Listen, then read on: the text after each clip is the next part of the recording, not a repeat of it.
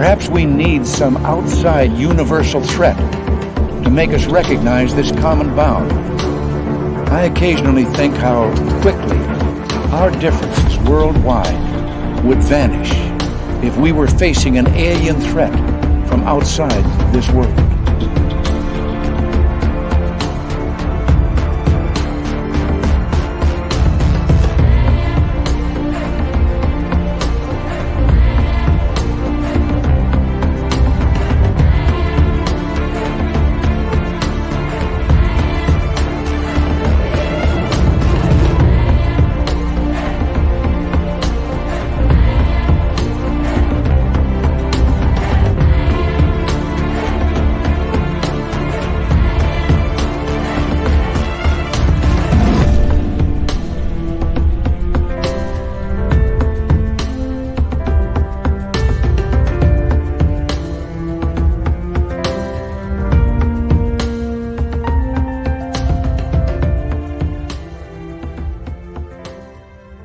Good evening and welcome to Spaced Out Radio tonight, a power show of disclosure in UFOs tonight. Stephen Bassett from the Paradigm Research Group is with us for the next couple of hours where we are going to hammer it home hard tonight on what's going on in the world of UFOs. Let's say hello to all of you in the chat room so far. We got Race Fan in the gold medal position. Luscious Jules taking home the silver. Raymond L. with a bronze medal. Slow Boy Whiteboard, welcome to SOR Chat. Thanks, Steve Stockton. Michael Ashworth, welcome to SOR Chat. Kurt M. Scully the Hypno Skull, welcome to SOR Chat. And there's Michael Morris, our resident attorney at large. Michael will be signing autographs after the show. Line up to the left of the studio, if you don't mind, to the left of the studio. Robert Lamoth, Chris 716, Human Carl. How you doing, Human Carl? Thank you so much for your service. We very much appreciate all of your service for the United States Air Force, my man. Lisa C. and Laura Lobbs, nice to see you. D. Cohen, Roy Boy, Ozzy Angie in Vegas, we love you. And Rui in Portugal, good to have you back for the second night in a row. Les Paul Holland, always a pleasure. Kathy Evans, Little Timmy Senor, Stephanie Kenny Blankenship, how are you? Good to see you all. Let us continue on here with our roll call. We have Brown Dwarf and we have Pink Volo. And Pink Volo will be signing autographs after the show as well. Line up to the right of the studio, if you don't mind, to the right of the studio. Hi, Ross Lambda. How are you? Benny Guns, how you doing? Welcome back. And there's Julie Von D. Nice to see you again. Paramarv, Jessica Nancy Thames and Hadley. How are you? Good to see you both. Millennium, my man. We'll see you in Reno next year, my man. Gizmo and Obi Flett. How's the health, Obi Flett? How's the sunburn? Give me an update. All right, continuing on with roll call. There's Esmeralda and Verpine. Eric Austin, good to see you. Joey Zed, Matt Geek, Allison Singh, Lex Diaz. How are you all? Number 71 in your program, starting at right defense from Stockholm, Sweden. We have Lars Jansson. Roger Murray, how you doing, buddy? Aunt Edna, how are you? Pixie Lara, nice to see you. Hi, Maggie M10. And Candy Wolf, nice to see you. Kathleen Hughes, always a pleasure. Trot Dog, nice to have you back. Let's continue on with our roll call. Penny Van and Mama Lotus Amy, welcome to SOR Chat. Peter Steins, Adam Robbins, good to see you both. Tim Mothman and your goatee, two separate entities. Jacques Landry, welcome to SOR Chat. Hi, Izzy Stradlin Beth. The Paisley Wave, welcome again. Willard Wright, good to see you as we continue on with our roll call. There's Michael and Pay Parker and the Gong Show. Good to see you all. Hi, Jackie. Welcome to SOR Chat. And thank you, Steve, again for sending him over from Among the Missing. Mark Sanchez, how you doing, buddy? Mike Bothwell, good to have you here. And where are we here? Let's see. James Weston, thank you for joining us. Hey, Digger Dog. And who else is next up on the list? Noble Patrick, good to see you both. All right, Richard Minnick, thank you for joining us. Let's open up the radio side here. So that way we could get Bill WD40 into the chat room to lube us up for tonight's show. Stephen Edmond, welcome back to the show, my man. And there's Kim and Nari and Silent Listen. Good to see you both. Michael Ashworth again. And yeah, we're caught up right now. Hey, guys, the super chat is open. It's a wonderful way to support what we do on this show on a nightly basis. So thank you so much. There is Bill WD-40 right there. And of course, if you're looking for some really cool swag, head on over to spacedoutradio.com. You can get some great t-shirts and gear for yourself. We got runners there, or sneakers. Yeah. Underwear. Yeah. Hoodies. Yeah. Tank tops. Yeah. We got it all. And of course, if you're new here, do us a favor, hit that subscribe button, ring that bell. We are here 7 days a week for your listening entertainment. And Evan Walters, you're already pissing me off tonight.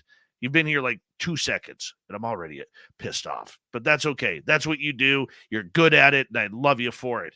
All right. If you're not following us on social media, do so on Twitter at Spaced Out Radio and on Instagram at Spaced Out Radio Show. My personal handles are at Dave Scott. SOR. Let's have some fun tonight. I need a favor from all of you. Get your horns up. Let's rock.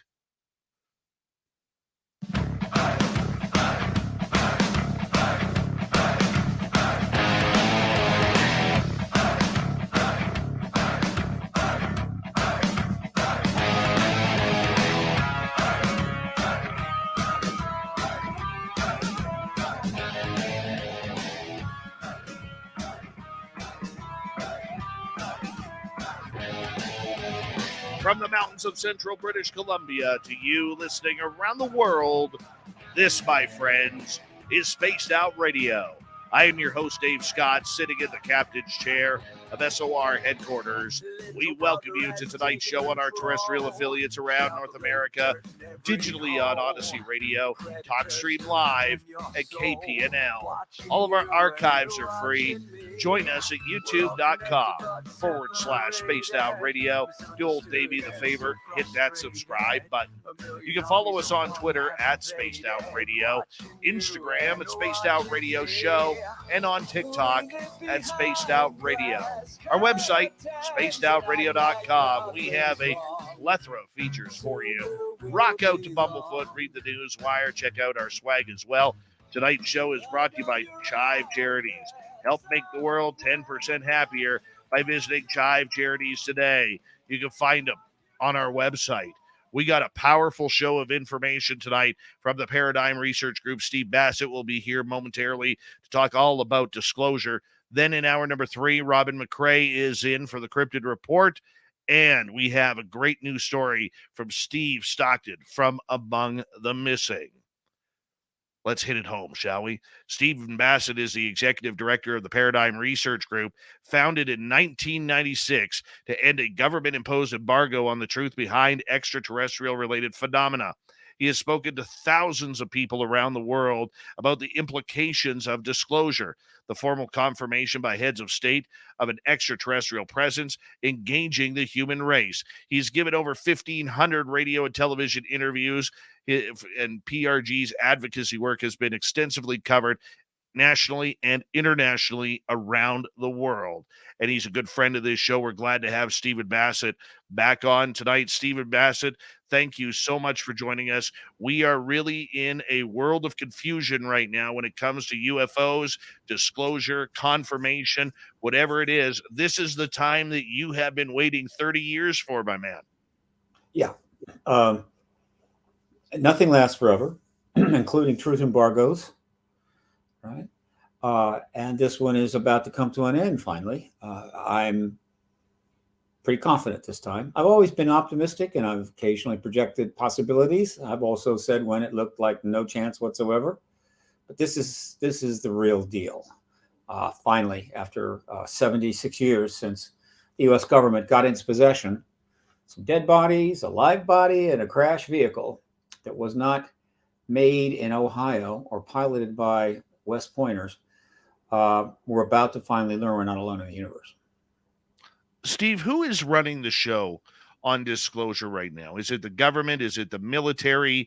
Is it who? Who is calling the shots on this right now? The truth embargo, the policy of not allowing this information to be confirmed, has been run by the military intelligence community with the compliance of Congress and the president since 1946, at least. So that's the truth embargo. And it's very elaborate. It's been well managed and extraordinarily successful given the obstacles that they faced in trying to pull this off. The disclosure process for most of the last 76 years has been run by American citizens. It has been a citizen science research activist journalist effort with very little funding, out of most people doing it out of their pocket. Lots of ridicule, lots of resistance, lots of denial, lots of skeptics, debunkers, skeptibunkers. They carried the water from 1946 to they've carried the water right up until recently, but the big break came in 2017. But the people have been managing the disclosure process, contributing to it. Now, the people in the citizen world, citizens who have been leading it most profoundly in the last 5 years, emerged from a group that became public in October of 2017. A website went up with a very elaborate website went up with a substantial group of participants. There were 10, and they all had one thing in common. They had worked one way or another for many, many years within the military intelligence complex. Every aspect of it, the services, the DOD, defense contractor, civilian, as well as the CIA and so forth. They emerged. They had a reason for doing it. There was a purpose. That purpose was basically to get disclosure, which is to say that these 10 people were representative of everyone within our government who had privately come to the conclusion that it was time for this policy to end, that it was increasingly difficult to maintain it. It was embarrassing. It was demeaning. It was undermining trust in government. It was time to end it. But that doesn't mean they could do anything about it. If you're working for the government and you decide to get involved in something like that publicly, you're going to be in a lot of trouble very fast. But there are plenty. And over the years, their numbers have been growing within government, within the services, within the intelligence agencies. These 10 decided to make a move. And this was planned and put together, I believe, in 2014-15, might have been started in 2015. But they saw the writing on the wall, I believe. They saw that there was extraordinary developments that they could help facilitate. And I think the most significant thing for them was the candidacy of Secretary Hillary Clinton. These people knew, as most people inside the U.S. government involved in national security know, that President Bill Clinton tried to engage this issue all the way back in 1993, 4, 5, and 6. That was called the Rockefeller Initiative. He approached the DOD. John Podesta represented his desire to get files. Some research reports were written for the White House. All of this was, at least on the outside, funded by Lawrence Rockefeller. This was a fairly big deal that had the potential to essentially let the cats out of the bag. Now, he was stonewalled. He was rebutted.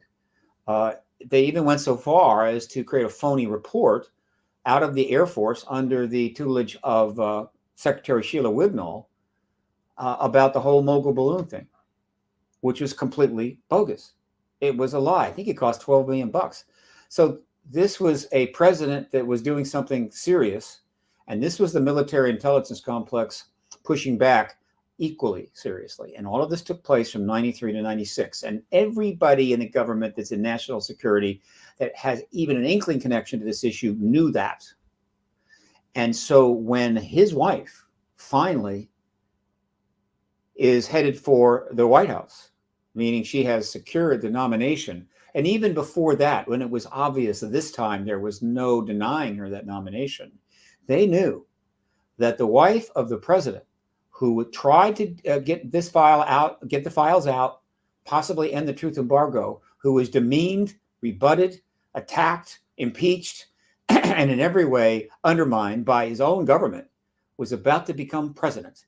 And I think they put two and two together and realized exactly what she intended to do. And so they made their move.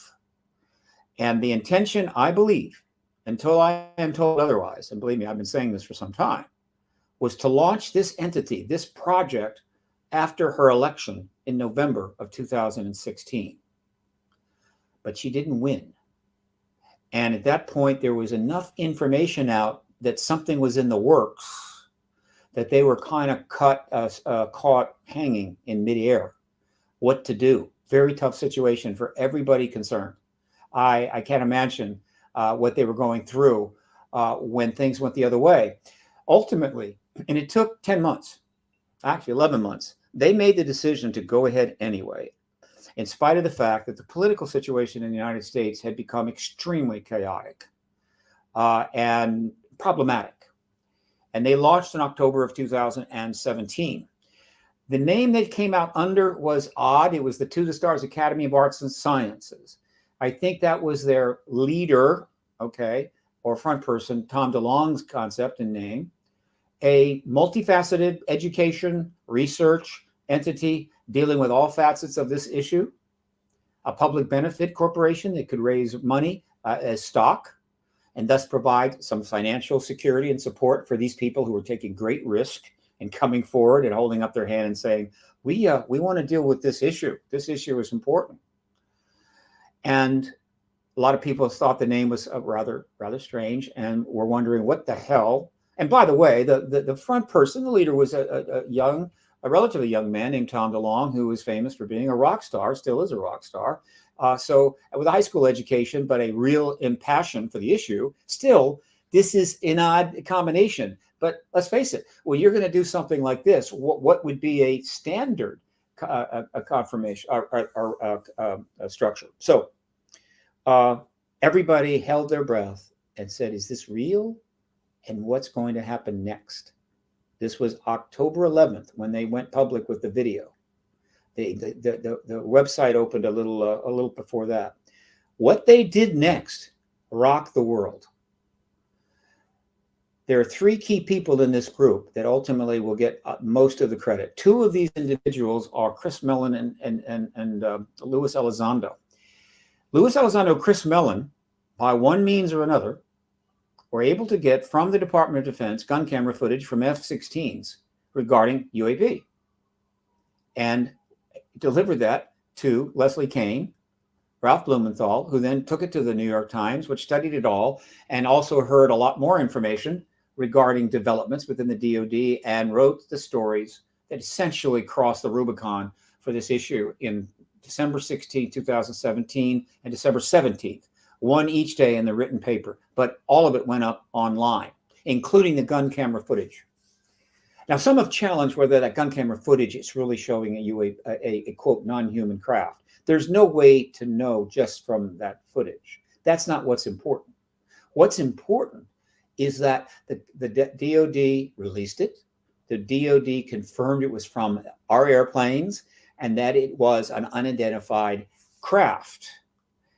And that is important because, as I have said countless times over the last 20 years, the Department of Defense has got vaults full of gun camera footage, not 5, 10, 15 seconds, hours and hours of it. And well, long videos of intercept events. Who knows how many thousands of these they've had because they've been intercepting and monitoring and following these things for 70 years. And none of that was ever going to go public. You couldn't get it. You could file FOIAs until you were blue in the face. No way. That would be confirmation or highly dangerous for the truth embargo. And so nothing had ever been released, not only in the United States, but in no country in the world. And all of them with big air forces have got gun camera footage in their vaults. In other words, that was like a line you don't cross. Well, that line got crossed, and that's why it was so significant. And from that point, from those articles forward, we have been on a steady, consistent, relentless pace to finally get to where the President of the United States can confirm the non-human intelligence behind those craft. Non-human intelligence, non-human technology from somewhere. I'm pretty sure it's from other stars, but some can disagree. That's so now been, let's see, that was December of 17. So we're approaching the 6th year anniversary. We're about 5.5 years in. Now, I'll be clear. I think we could have had disclosure years ago, because what happened in that time frame, what those articles just lit a match under the disclosure process, which had been moving along for decades, but totally accelerated it. However, history is fickle. Things happen. And so they launch in 2017. The political situation in the United States further decays and becomes increasingly problematic, extremely hyperpartisan.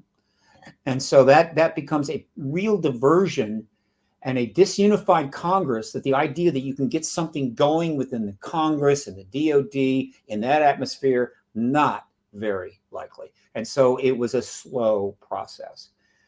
But when we had a change of administration, which opened the door for a different political circumstance, all right, or we were headed for a change in administration, the worst pandemic of our lifetime arrived. Possibly in some respects worse than the pandemic of 1917. It's killed, I think it's approaching 20 million people. It's infected billions. What can I say? What are you going to do? I mean, you're trying to do something extraordinary with enormous implications, and the world is going through a massive pandemic that's having huge economic impact, political impact. So that slowed it down. But in spite of all of that, the truth embargo has been slowly decaying, and the disclosure process has been steadily moving forward despite that. And now we're approaching the end game. And that's what certainly we'll be talking about tonight. Stephen, there's so much, that has gone on. I remember when I got into this subject in late 2014, early 2015, the one thing that I had always learned from mutual friends like you and me, that you and I have, whether it's Grant Cameron or Richard Nolan or Lorian Fenton, Melinda Leslie, is never trust the government or the spooks when it comes to the topic of UFOs. And yet in 2017, we were told, trust us. We know what's going on. We're here to help. We're here to get this story out. How have you seen a change in the stance of ufology, where for so many years it was do not trust the government, do not trust the agencies or the agents that are involved, and yet now it seems like they're the ones holding the cards to disclosure? No, the civilian world, our world, has got plenty of cards, and we're playing those cards. The government, the institutional government, has done much in my lifetime to warrant distrust without question. Plenty of awful things have happened, most of which have never been properly addressed or acknowledged. We need some apologies. We need a lot of things. The governments are what they are. Ours is not the worst or the best, but it gave us plenty of reasons to distrust it. And the one of the major components of the distrust trend, going all the way back to the 40s, has been the truth embargo on the ET presence. I mean, the government has all secret weapons programs, and of course our nuclear programs and so forth. Everybody knows they're secret. Everybody knows their secret bases. All right. People don't distrust the government because they don't tell us what the launch codes are or the latest technology they're working on to keep us safe. They don't distrust them for that. The truth embargo is different because they were dealing not with some secret base or facility or program they're working on underground. They were saying that what is in our airspace, literally in front of our own eyes, happening all the time, wasn't there. It didn't exist. Or you can't believe your own lying eyes, or you're confused, or you're drunk, or whatever. Every conceivable excuse they could come up with. And that policy was serious. We're not going to let this out. But you see, the ETs were not in on that. They weren't part of that policy. They came and went and come and go whenever they want, wherever they want, in what form they want, period. And so the government has having to constantly say, that's not true, that's not true, that's not true. Okay, well, that is what creates distrust. My Lord, Since 1946, maybe 50, 60, 70,000 articles have been written about this phenomenon in relatively professional media, including, if you include foreign and national media, U.S. media, maybe 60, 70,000 articles. Wow, that's a lot of articles about something that's not there, isn't it? And so increasingly, it was obvious that the government is lying about this and that it is not respecting our right to know or need to know. And that eats away at distrust, because unlike some lies where you lie on a given day and then that's it, you've lied. And if it doesn't come up again, it's done. The truth embargo required the government and all the relevant people within the government to lie every single day of every week, month, year since 1946. They had to lie every single day. And so that's kind of brutal. And I assure you, a lot of those people were not happy about it. The truth embargo has made fools of everybody. Me, my colleagues, the government, politicians, journalists, a lot of scientists. I won't name names. It's just brutal. And so it is one of the major reasons why 70 some years later, there's huge distrust of the institutions of government. And that ain't good. Believe me, the idea that, hey, it's healthy to distrust the government. It's healthy to be circumspect about the government. It's healthy to pay attention to the government. It's very healthy to elect the government you think we deserve. But to live in a constant state of distrust that whatever it does and says you can't believe, that leads to a breakdown in the society itself. And guess what we've been seeing for the last 45, 50 years, particularly the last 30? We're seeing a breakdown in American society, literally across a broad spectrum of institutions. And it's slow, but very measurable, and it's bothering people. We're taking more drugs than any other country in the world. We don't sleep well. Our sperm count's going down, you name it. Our society is literally crumbling under the weight of this massive growing distrust. And the truth embargo has played a role. Okay, now, so what do you do? What do you do? And I've used this analogy many times. If you have a spouse or a child, say a teenager, who for whatever reason is lying to you, not just once in a while, a lot, they're just lying and lying, and you know it. And you don't know what to do. If you confront them, there's going to be a fight. And so you hope they'll get it together. But for whatever reason, they keep lying, and you know it. And so the relationship is literally being stretched to the maximum. And then finally you realize that this has to stop. I cannot continue to deal with my child this way. I can't continue to deal with my spouse this way. So we've got to fix this. How are you going to do that? How do you fix it when someone close to you has been lying for maybe years, and now you have to have a truthful relationship or you can't go on? Do you get them to promise not to lie again? Do you pay them money to tell the truth? Right, here's a lot of money. If you tell me the truth, I'll give you some more money. How do you do it? There is only one way you get out of that situation. That other person has got to start telling you the truth. Not once, not twice, but 10, 20, 30 times, and stop lying. Right? Truth upon truth upon truth until you can build back that trust. That is the only way you can deal with that. Or you can just leave. Just, leave, hire a lawyer, get a divorce, whatever, go your separate way. The only way that we can get out of this mess that we're in terms of the relationship between the citizens and our government is the government's got to start telling the truth. Lots of it. Lots of truth. And the politicians have got to start telling the truth. That would be helpful as well. But certainly the institutions of government have got to start telling the truth. People expect a politician to lie. They don't want the DOD to lie to them. They don't want the White House to lie to them about, say, I don't know, Gulf of Tonkin, issues in Vietnam, the Iraq War, go on and on and on. That is unacceptable. And so it's institutions in particular that need to tell the truth.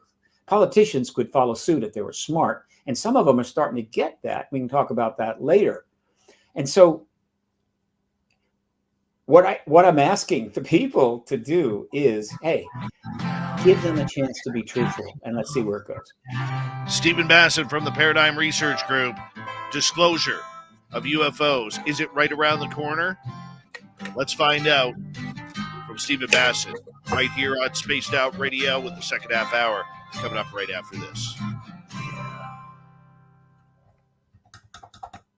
Dave, have you All ever right. been? I'm sorry.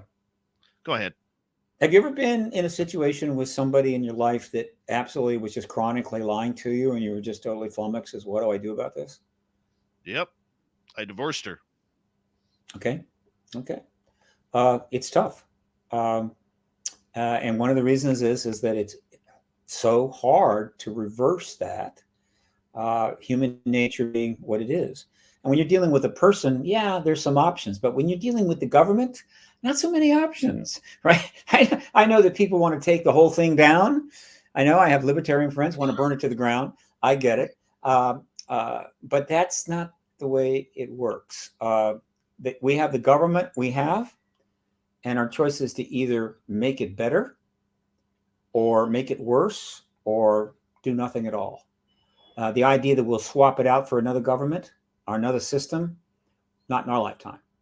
So this is what's underway. And the beauty of it is that the truth embargoes end. Ending the truth embargo is a truth of such massive size that it will have an impact on people. They will say, hey, okay, now you've got my attention, right? We know how much you wanted that to be kept private and didn't want to get that out, but you're doing it because it's the right thing. And they could build on that. So it'll be a huge worldwide confidence builder. I gotta ask you though, and maybe I should ask you this on air, but I'll throw it out there. You can re-ask me. It's all right. The idea, and normally, Steve, I agree with a lot of your points.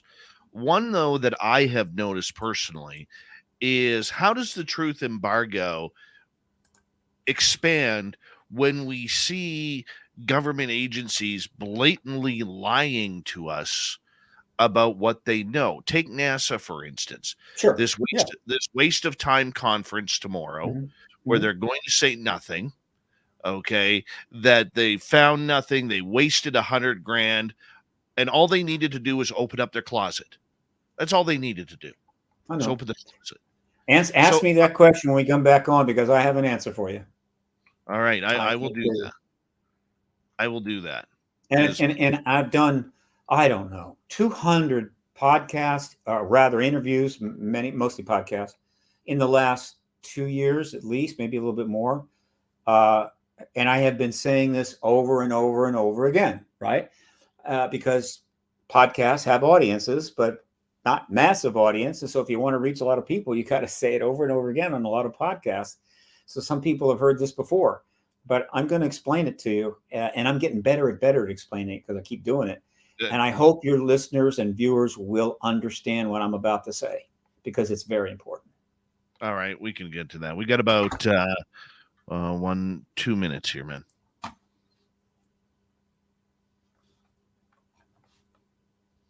If you haven't already, give us a thumbs up, thumbs down, thumbs sideways.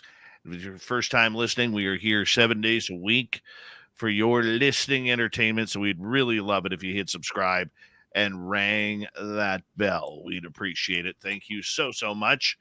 And of course, if you haven't already, you can always go shopping. We got some cool swag, spacedoutradio.com. So make sure you go check that out on our website. And appreciate you all being here. 254 people watching live right now. I know that number is going to go up. And hey, Joe, how are you? Good to see you from Brazil. Much love, my friend. Super Knower, how you doing?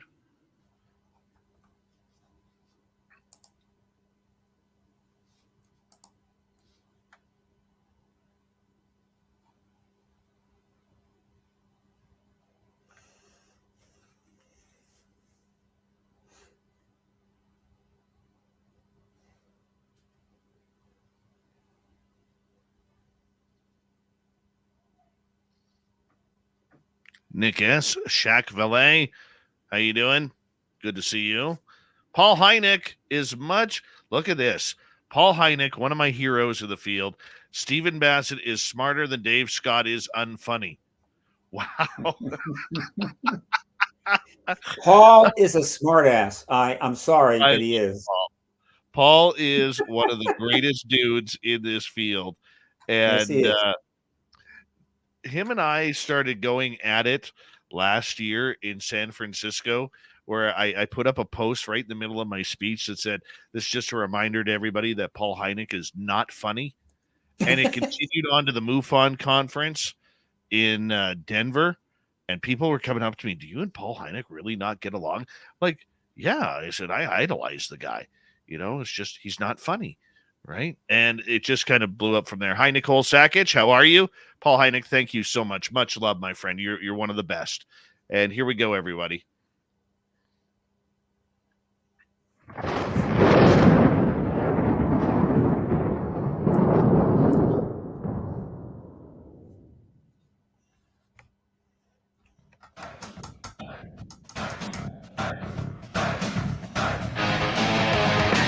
Second half hour of Spaced Out Radio is now underway. Good to have you with us. My name is Dave Scott. Very much appreciate earning your listening ears wherever you are on this beautiful planet we call Earth.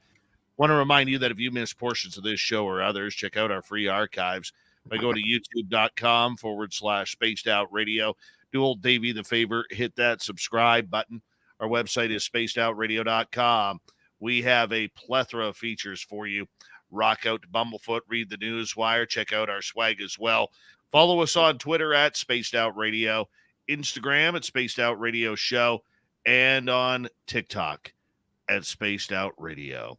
Here we go once again from the Paradigm Research Group, Stephen Bassett, who is pushing towards the disclosure movement of UFOs and the reality of an extraterrestrial presence. Stephen, thank you so much for being here. Steve, one thing that we talked about during the break that our radio audience didn't hear was one of the concerns that I have, and I agree with a lot of your position, but one of the concerns I have is a lot of these agencies and groups like NASA are very much in the know and very much playing the public, in my opinion, for stupid. That we don't know what's going on. So when you hear Bill Nelson, the executive director, say, we're gonna check out this UAP thing, I believe those Navy pilots. And in the meantime, filmmaker Darcy Weir is making videos of NASA astronauts and test pilots talking about flying UFOs right beside them at 300,000 feet in the air. It's a little incredulous and obtuse for NASA to think that we are that much in the dark. And this is where I think a lot of people get confused on the whole disclosure movement. When you have people out there like NASA, or groups out there like NASA, who are playing dumb in the middle of the public eye. Sure. Or the Congress, or the Department of Defense, or the Navy, or the Air Force. Okay, that's the $64,000 question. I'm going to give you the $64,000 answer. Over the last 3 years, I've done, 220 interviews. And I have been talking about this, and I'm getting better and better at it. It means I'm making it shorter and shorter and shorter. And so I'm going to say it again. I'm hoping, and I'm trying to try to get on CNN, MSNBC, or Fox, so I can say the same thing on TV, on cable and all that good stuff. And it is tricky. It is tough. And I totally understand why a lot of people, it's going to sound a little like quantum mechanics to them. I'm trying to explain non-locality or something. Here's what's going on. All right. In as few words as I can say it. The U.S. government had a policy that they were not going to confirm this reality, this non-human intelligence and technology presence in our world. That policy has been maintained even to this day.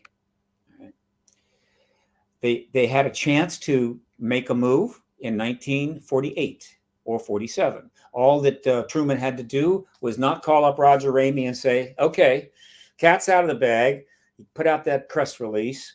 Look, get the crash vehicles back, get the bodies back, and I'm going to meet with my top cabinet people, and we will get some sort of response within about 7 or 8 days. And he comes out and says, well, yes, the Air Force came up with this vehicle. It has indications of not being of human origin. And boy, are we looking at that real hard, and we'll keep you informed. He could have done that in 1947. And maybe he came close. In fact, if he hadn't called Roger Ramey immediately, and Ramey wasn't able to fly in Marcel Sr. right away, with some of the records, believe it or not, which they didn't use, and get that press conference virtually the same day, so that the press release that went out and the news stories that were being generated were shut down immediately. It would spread, because the reporters would have gotten to Roswell and they'd start interviewing everybody in town. There was dozens and dozens of people. What are you going to do then? Are you going to round them all up and bury them in the desert like Las Vegas? No. So that's how close we came. The next chance was 53. After the huge flyover in Washington, D.C., over a period of 2 weeks, everybody's seeing these things. Everybody's upset. Everybody's excited. They had to give a press conference about it. It got a lot of attention.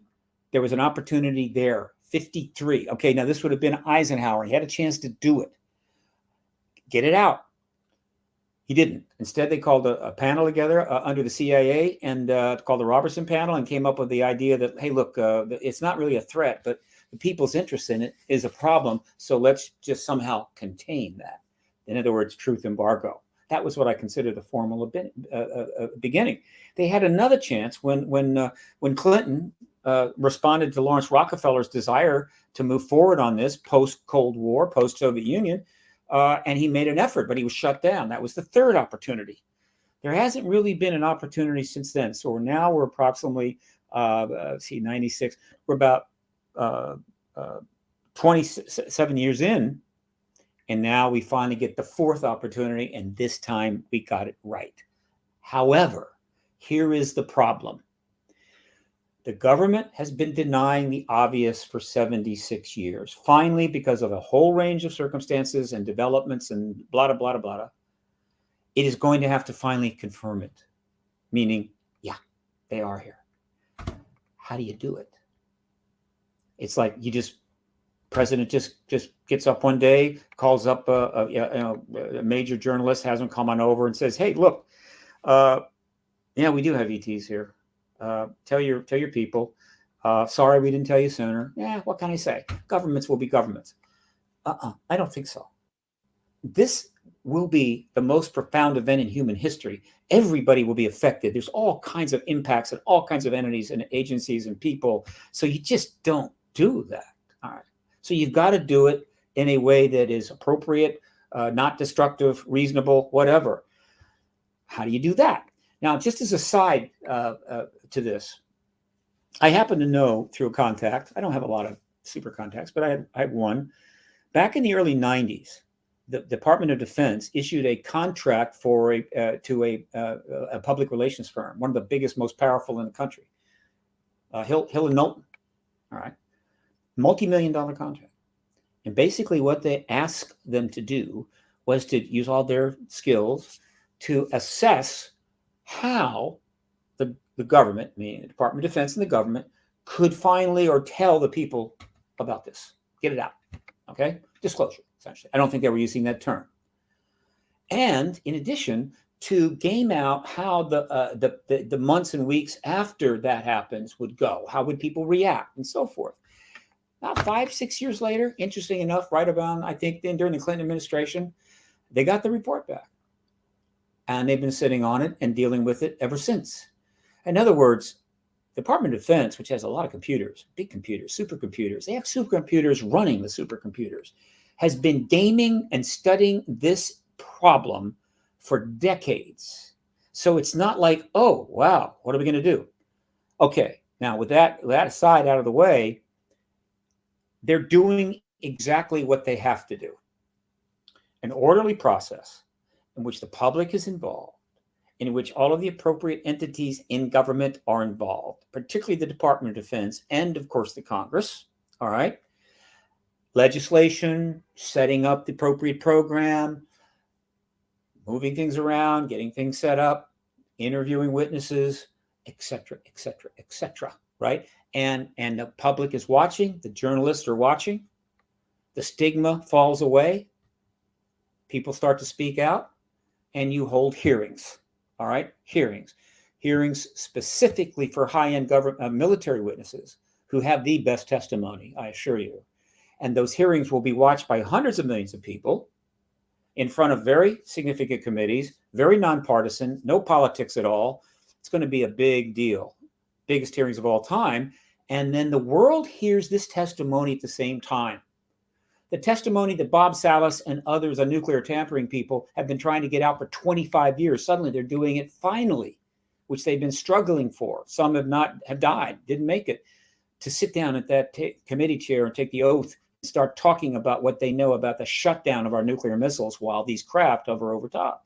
And there's pilots and so forth. And apparently, based on some recent rumors and possibly good information, crash retrieval witnesses may be involved. Now, just try to imagine that kind of testimony happening in public, in front of the world. What that allows to happen is for the president, not like Clinton, going after the issue, going after the files, give me to the DOD, where they said, forget about it, Bill, right? You're not our president. It comes to him, and he can look at the evidence and say, well, I've been watching this evidence. You've heard it. I've talked to the people at DOD. I've talked to my Secretary of Defense. I've talked to leaders in Congress. It's clear. This is evidence of non-human technology, non-human presence. We're not alone. Whether he uses the word extraterrestrial is not a problem. And so that's in that moment that the president says that publicly. That's disclosure, capital D. That's what I talk about. That's what I've been aiming at all these years. Okay. So far, so good, except there's one problem, and it's not a simple problem. In order to be able to put all of this together and to do it in a way that people will participate, the DOD will participate, the Congress and the members of Congress will participate. You can't just say, okay, there's extraterrestrials here, memo to the DOD, we need to start doing some stuff. And oh yeah, the Senate needs to pass some legislation because there's extraterrestrial. You can't do that. That shuts it down. Right? You have plenty of people within government who still believe national security. This should not come out. It should remain secret until the end of time. And plus, it's extremely awkward. And if it's done that way, it's damaging. It's going to further undermine people's not only trust, but also it's going to be confusing. It's just going to be a mess. And so it needs to be done in an orderly way.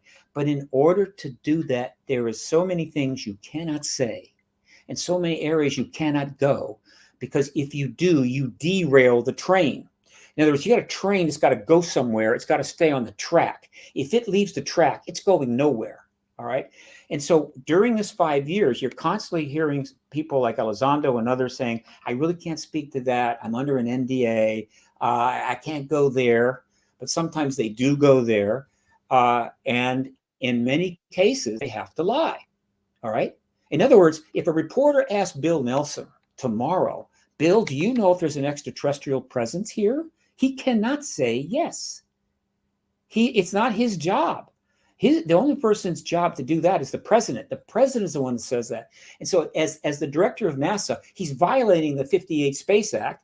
It's a crime. And it's not appropriate, and it's going to undermine the process. He has to lie.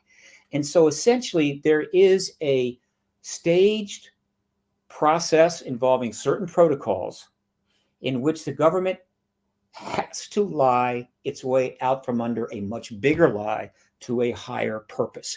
And this is driving people nuts. And what I'm saying to them is, be like me. I know there's an extraterrestrial presence. I knew that when I was like 17. It was obvious. And so I've known it for decades and decades. But I can hold these two things in my head at the same time. In other words, the government's known about the ET presence since no later than 46, has been doing research on technology, tracking them, and spent untold billions of dollars on it all these decades. But now the government's trying to get it to the public arena, and it needs to go through this process, and it has to stay on track. I can hold those two things in my head. Those that can't are going nuts because they're going, of course you know. Why can't you say that? You're lying. You're misrepresenting it. It's the same old thing. And so the risk there, and that's why I say these things, that's why I constantly talk about this, is if it gets too out of hand, we could end up snatching defeat from the jaws of victory. In other words, I'm trying to let people know we're winning.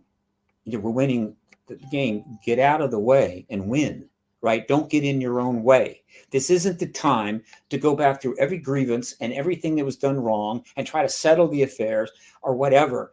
Leave that to the post-disclosure world. They're trying to tell us the truth. Let them do it.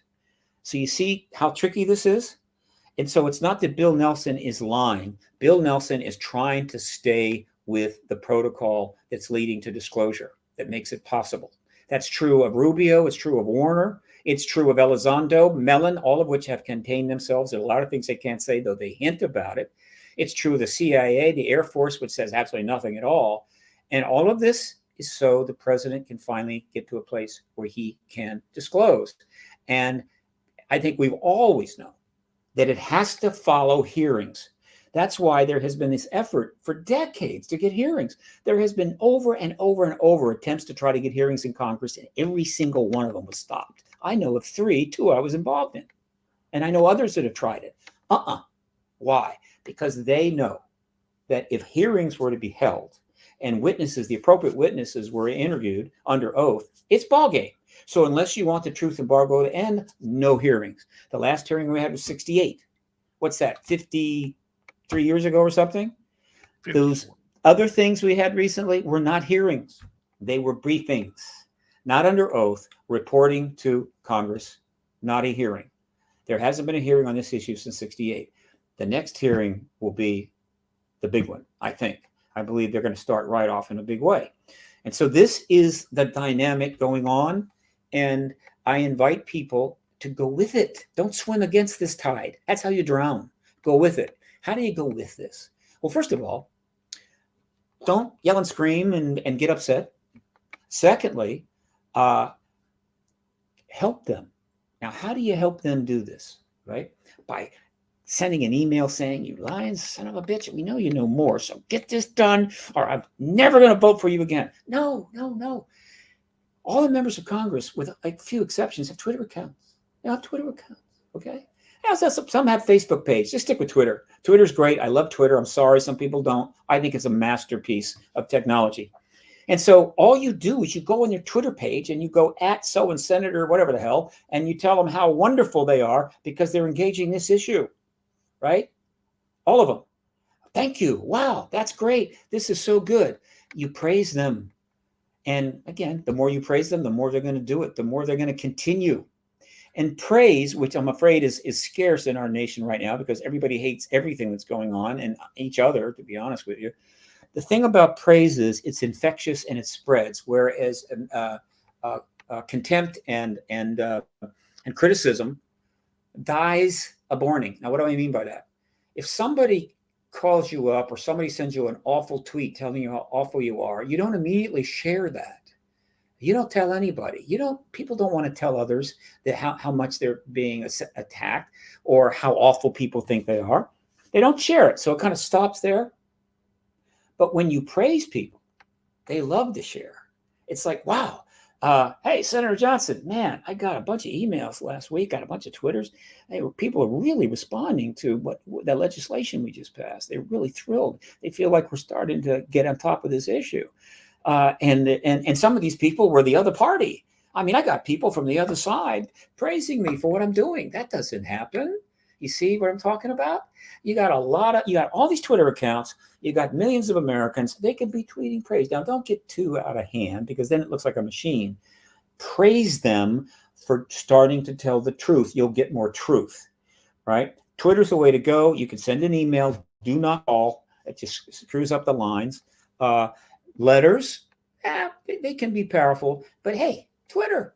It was invented for this. Twitter has made millionaires out of teenagers. It has elected people to office. It has made and broken careers. Twitter is incredibly powerful. You just need to use it for good and not bad. So again, they have no choice but to proceed on the track. They have to stay out of certain areas of evidence, focus on the national security aspect, get everybody involved, try to get the stigma removed, which has happened through the help of change of language, get the witnesses in, provide them the opportunity to speak. There's no reason that any witness should have to lie. No way. People say they'll lie. No, they won't. Any witness that gets up there is a military witness, has taken an oath when they signed up to serve. They just took another oath when they sat down.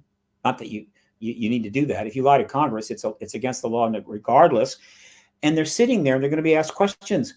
And there's only two things that are going to happen. They're going to tell them exactly what they know, or they're going to say, I'm sorry, Senator, but that cannot be discussed openly. I'm happy to talk to you and answer those questions in private section, because the members of the intel have the security clearance for that. And so they don't have to lie. There will be no lies. They would have to be insane to lie. And so you're going to get the absolute cold truth from these men and maybe a few women. And you can imagine the effect that's going to have on the world when that happens. That is what's happening. And that's why people are having this cognitive dissonance about, hey, I understand. It's okay. But the 76-year truth embargo is what it is. And you can't pretend it didn't happen.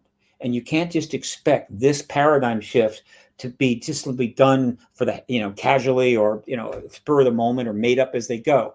They're carefully orchestrating this as best they can. It's not perfect. And there's been bumps in the road, but I've been following it religiously for all these 5 years. On my website, under resources, print media archive, keep on punching through, and you'll find that over the last 5 years, since the New York Times article, I have linked 5,000 articles in mainstream professional media discussing this whole process going on, right?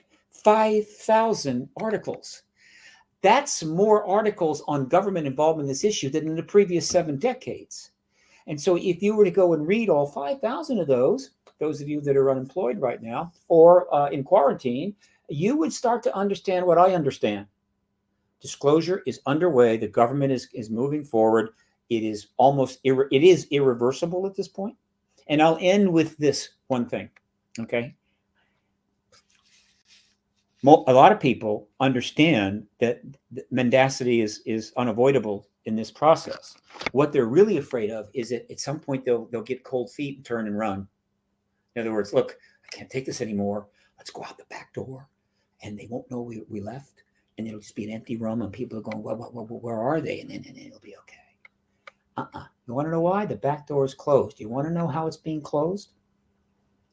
Let's go all the way back to 2008. My 5th X conference. I always held a National Press Club press conference after each one of my X conferences. And on that one, Edgar Mitchell was one of the speakers, and he stepped up to the podium in the National Press Club with the CNN and the other reporters in front of him, and he looked at them and he said, there's an extraterrestrial presence here. And he was a PhD in astrophysics and an Apollo astronaut, and he walked on the moon. That's pretty heavy, but it was 2008, and it was like, okay, fine. And now let's move forward.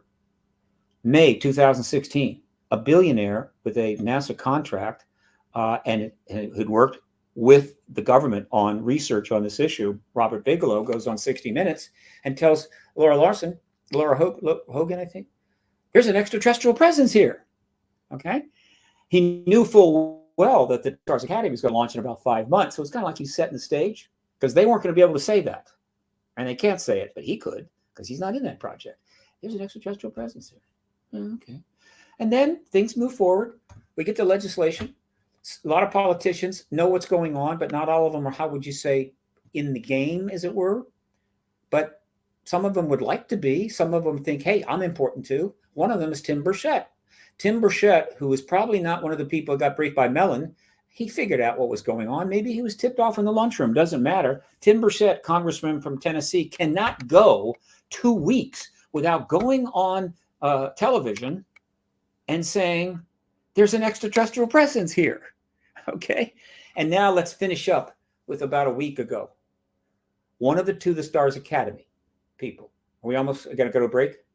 Yeah, about 15 seconds. Do you want to hold on? Okay, one of the two Stars Academy people, Gary Nolan, went on a talk show in New York and said, there's an extraterrestrial presence here. They're shutting the back door. There's no way you can leave the back door. It's locked. It's closed. They can only go forward now. The disclosure movement. Is it confirmation or disclosure?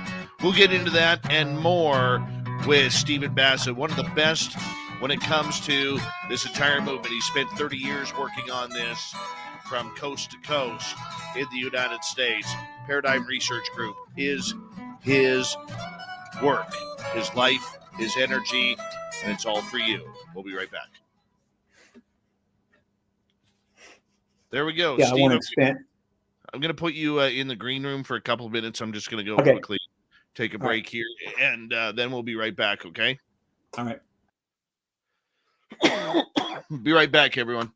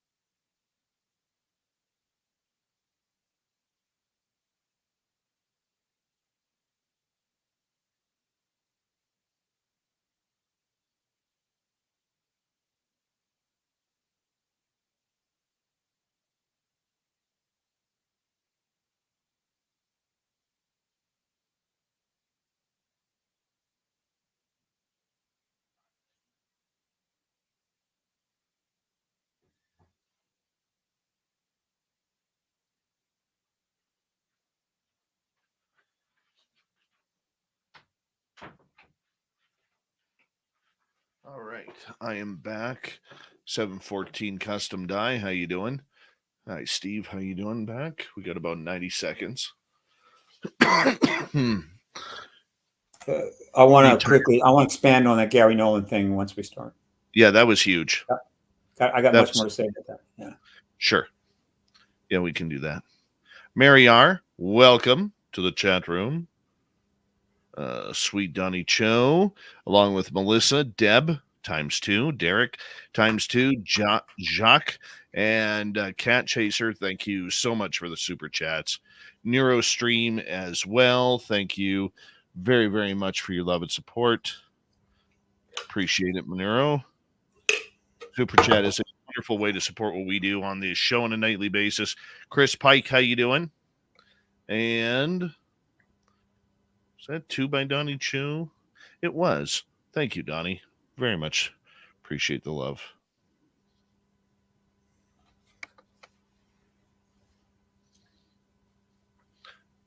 And of course, you can do your shopping at spacedoutradio.com. We got great swag there for you. We do. 20 seconds. AVM, how you doing? Chairman Meow, thanks for coming on in. Yanni Tyree, welcome back. Chairman Meow. That's cool. Chairman Meow. 10 seconds. If I had a cat, I'd have to name it Chairman Meow. I'd have to. It's a great name. It'd have to be a male cat, though, clearly. Here we go, Steve. Yeah. You're listening to Spaced Out Radio with Dave Scott. Follow Dave on Twitter at Spaced Out Radio and on Facebook, Spaced Out Radio Show. Here we go with the second hour of Spaced Out Radio tonight. Good to have you with us. My name is Dave Scott. Always appreciate talking some aliens with you. Reminder to all of you that, let's just say hello to everyone listening in on our terrestrial affiliates around North America, digitally on Odyssey Radio, TalkStream Live, at KPNL. All of our archives are free. Join us at youtube.com/Spaced Out Radio. Do old Davey the favor, hit that subscribe button. The Desert Clam has set the password for tonight in the SOR Space Travelers Club. Quagma. Quagma is your password. Use it wisely, Space Travelers, as the Clam sets the password each and every night right here on Spaced Out Radio. Our website, spacedoutradio.com. We have a plethora of features for you. Rock out to Bumblefoot, read the news wire, check out our swag as well. Follow us on Twitter at Spaced Out Radio, Instagram at Spaced Out Radio Show, and on TikTok at Spaced Out Radio. Stephen Bassett from the Paradigm Research Group. We are talking disclosure, confirmation, everything that is going on right now in the world of UFOs and the extraterrestrial presence, a presence that Stanford University Dr. Gary Nolan states is 100% real. The aliens are here, and they are among us. You wanted to lift up our spirits on this one, Steve. Just clarification. He did not say among us. He said they're here and have been here, right? Among us implies they're hanging out at Starbucks with us, and that's problematic because I don't think they are. But it's okay. He said they're here and they've been here because he watches Ancient Aliens, which I do too. I think it's a great show. Love it. So we're talking about Gary Nolan. A couple of important points. First, this is my speculation. I think that when the 10 people came out, either by intention or it's simply by the way things unfolded, 3 people ended up being the points of the spear, and that was Elizondo, Christopher Mellon, and Gary Nolan. And when you break that down, it's interesting because Elizondo, basically, that's military intel. So he's kind of in that area, right? Kind of speak from that. Mellon, politics, heavy into politics, both from the congressional side and from the DOD. And then Gary, science, right? So there's a logic to this. You can see it. And they're covering all these areas as we move forward. But let me go further. I invite your audience to think like an activist for a second. There are ways things happen in successful activism. Some are subtle. What happens when a Tim Burchett goes on television and repeatedly says there's extraterrestrials here, and he said that we're reverse engineering technology? and nothing happens. In fact, what happened was when Tim Burchett started doing this, he started getting calls from media, and he was getting more attention than his entire career prior to that. He was getting no criticism that I'm aware of, couldn't find it. He was thriving. Now he's being invited on some of the talk shows to talk about other areas. Obviously, he can do that. No consequences. So when a Tim Burchett does that, he sent a message to every other member of Congress. Hey, would I like to have some of that exposure? Apparently, it seems to be perfectly safe. Seems like a train I could get on. And so guess what? You're going to have some more Tim Burchetts pretty soon. Now, in the scientific world, it's tougher. The scientific world in the United States, one of the greatest intellectual tragedies, not tragedies, one of the greatest intellectual embarrassments is that our entire academic and scientific community in the United States went along and laid down for the truth embargo since 1946, basically the entire group. Hey, I get it. Lavoisier was chased down on the street because his chemistry was a little too much for the people. I think they burned him alive. I get it. But still, in the modern era, no. So Gary Nolan is a brilliant man. He's a genius, obviously. His specialty is pathology and genetics. He has, I'm pretty sure, been nominated for a Nobel Prize, and he works at Stanford. When Gary Nolan goes on a show and says there's an extraterrestrial presence here, it's not just, oh, wow, somebody important said that. He just sent a message to every scientist out there that feels exactly the same way. Hey, I work at Stanford. I'm okay, right? And Stanford could be pretty touchy about something like that. I know Harvard was. I'm fine. I'm getting great press. And maybe you should speak up. And so don't be surprised if some more scientists don't come out. Back in the early aughts, I got invited to a party out in deep Bethesda. Some government scientists were secret UFO people, had these big libraries on UFOs in their basement, and they would bring people together. They have a party, and it was kind of something. And I was brought out just to meet them. Okay. And it just confirmed what I already knew. The number of people in our government, even in the scientific community, that got big UFO libraries in their basement is a big number. All right. But the truth embargo says you don't talk about that. And when it comes to scientists, they're really sensitive about their careers and their image and all that. I get it. But Gary Nolan just said, hey, no problemo. There's an extraterrestrial here. You see how that spreads. So you're going to get more people doing exactly that.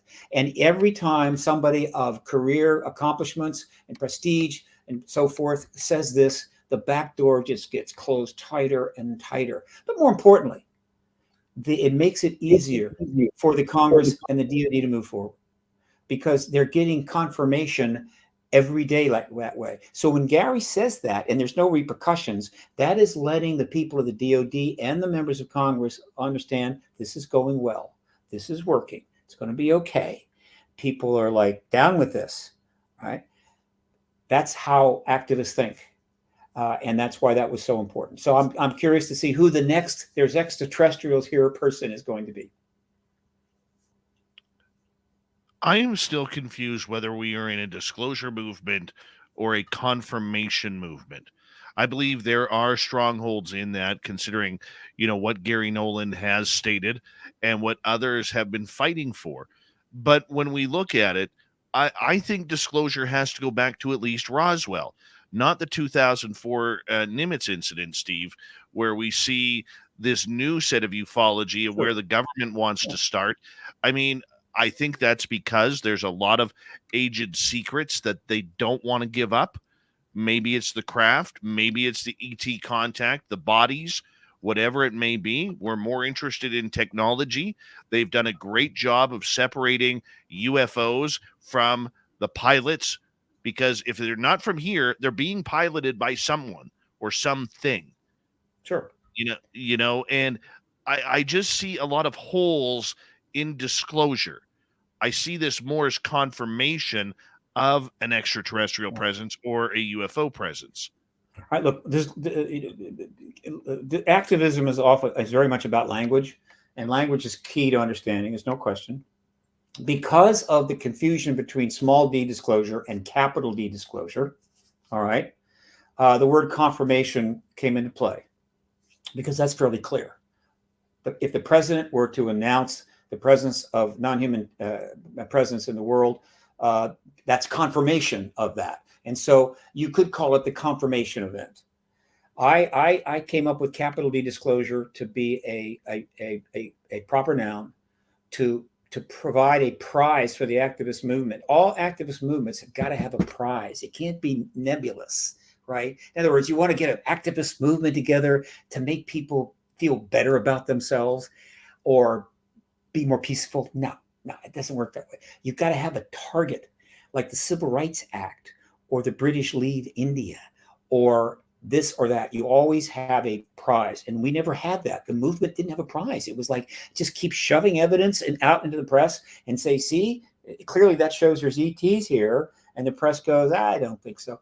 And just going round and round. I'm going to have a prize. What's that prize? Confirmation by the head of state, which is the only person that can do it, right? Some lieutenant colonel in the Pentagon wants to give a press conference in the parking lot and says there's ETs here. Not much is going to come from that other than the end of his career. And of course, it's totally irresponsible. So it has to come from the president. Capital D disclosure is the moment the words, we are not alone, there is an extraterrestrial presence come out of the president's mouth. That's it. That's also the confirmation event. Now, small d disclosure is the process of trying to reveal and understand this thing going all the way back to the 40s, right up until the present, and it will continue on after capital D disclosure, which I refer to as the post-disclosure world. Bryce Abel and Richard Nolan call it AD, after disclosure. That's very cool. I wish I'd written that book. And so when you look at the disclosure process itself, small d, sure, there's tons we don't know because, again, the embargo is still in place. And we're not going to get at that until we get into the post-disclosure world. And when we get into the post-disclosure world, what's going to happen is the government's going to get way more truthful, if not almost completely truthful. And that's good. That doesn't mean they're just bringing everything out. Well, no. We're going to get what they can comfortably release, and then we'll push to try to get more, and they'll resist, and then there'll be some progress, and we'll move forward, right? And that's, I'm happy with that. Just confirming the extraterrestrial presence just strips most of the anxiety and the anger out of this issue. And then it gets down to, okay, what can you tell us now? All right. And also a lot of tough questions. So you have to divide the world up in the pre-disclosure world, the post-disclosure world, pre-confirmation, post-confirmation, right? And it will be worldwide because every other nation will follow suit within days. Boom, boom, boom. Nobody's going to hang out and go, I don't think so. No. We don't think there's ETs here. No way. They're all going to jump on that train.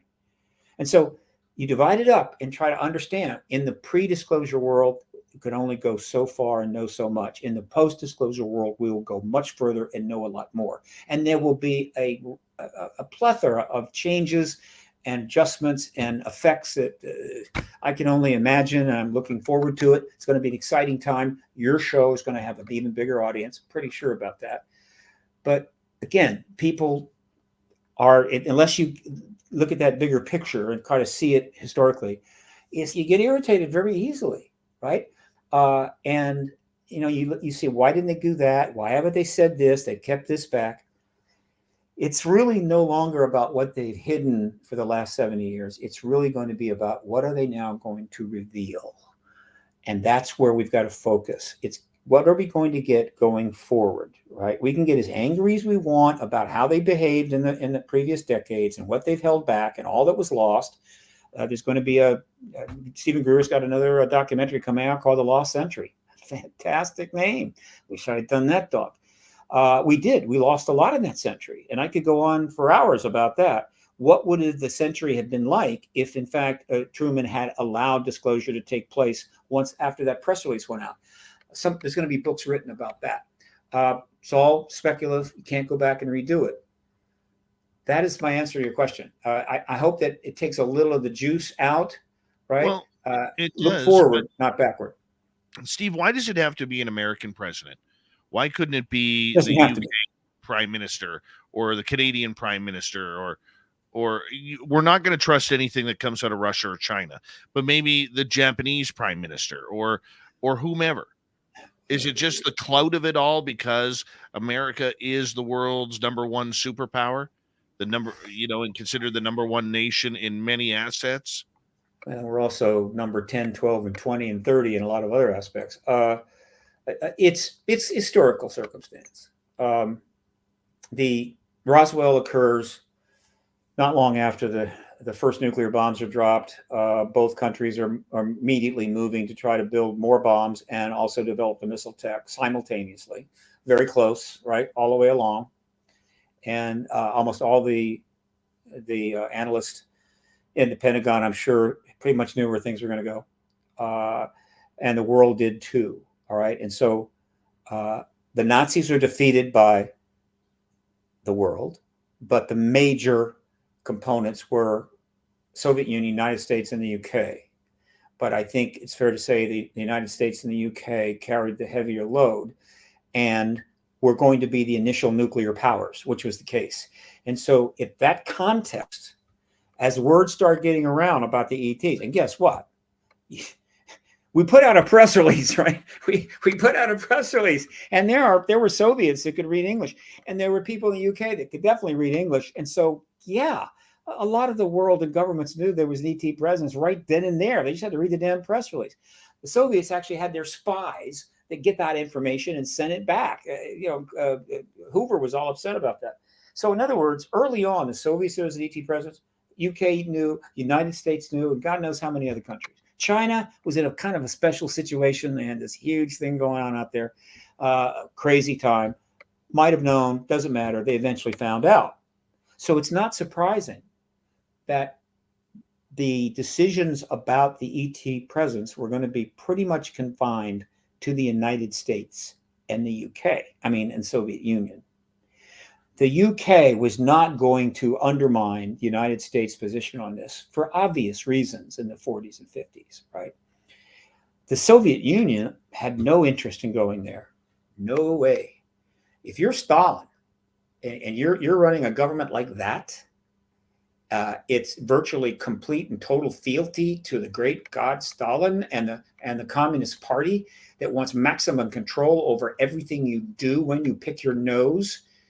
The idea that you're going to, oh, by the way, there's extraterrestrials here from other civilizations. God knows how many, who knows what they know. And they think Karl Marx is Groucho Marx's brother. No way. And so they were going to lock it down.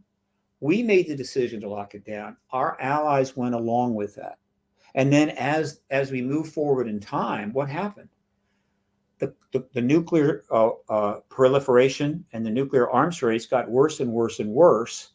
And even though other countries became nuclear, God bless them, everybody understood that in terms of whether we have a nuke war or don't have a nuke war is up to the United States and the Soviet Union, and eventually the United States and Russia.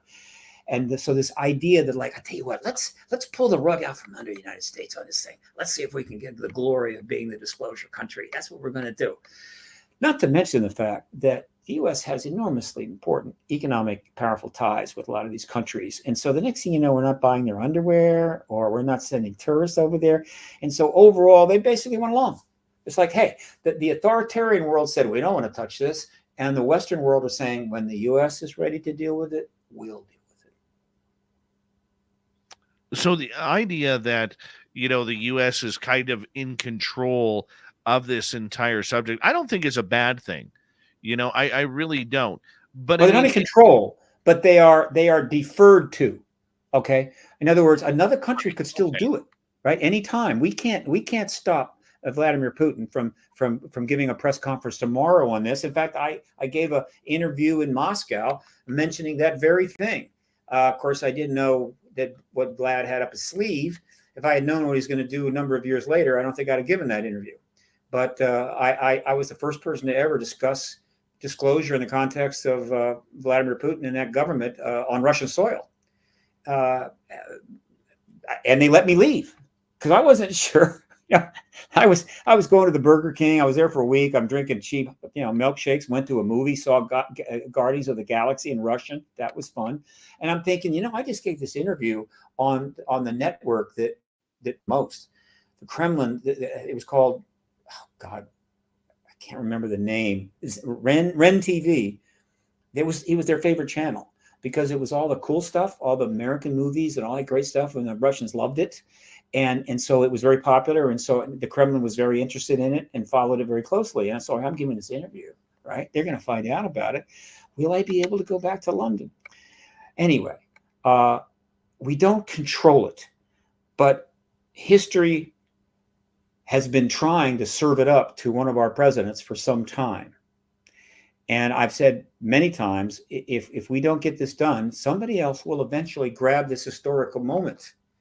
And it could be China, particularly China. Even though it's a very authoritarian country and they like a lot of control, they're not, well, maybe this way. There's 1.5 billion people there. They're on the internet. They have access to this and access to that. But China has made a thing about being a important power in space.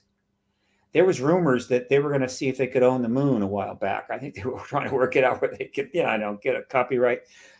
They've gone to Mars, they've gone to the moon. They really feel that space is a very important zone for them, and they want to have major influence. Well, nothing could help them more in terms of their aspirations in space if Xi Jinping were the one that told the world there's an extraterrestrial presence. And I think you can understand how embarrassing that would be, though I would encourage the president to be very generous and rejoice and say, thank you, Chairman Xi. Thank you. And yes, I can confirm that too. Okay. And there were reasons we couldn't tell you, but now that the chairman has brought this up, fine. Yeah, there's extraterrestrials here. I don't want to be Biden having to do that. Okay, Steve, we got about 2.5 minutes before we have to go to break here at the bottom of the hour. I want to ask you this.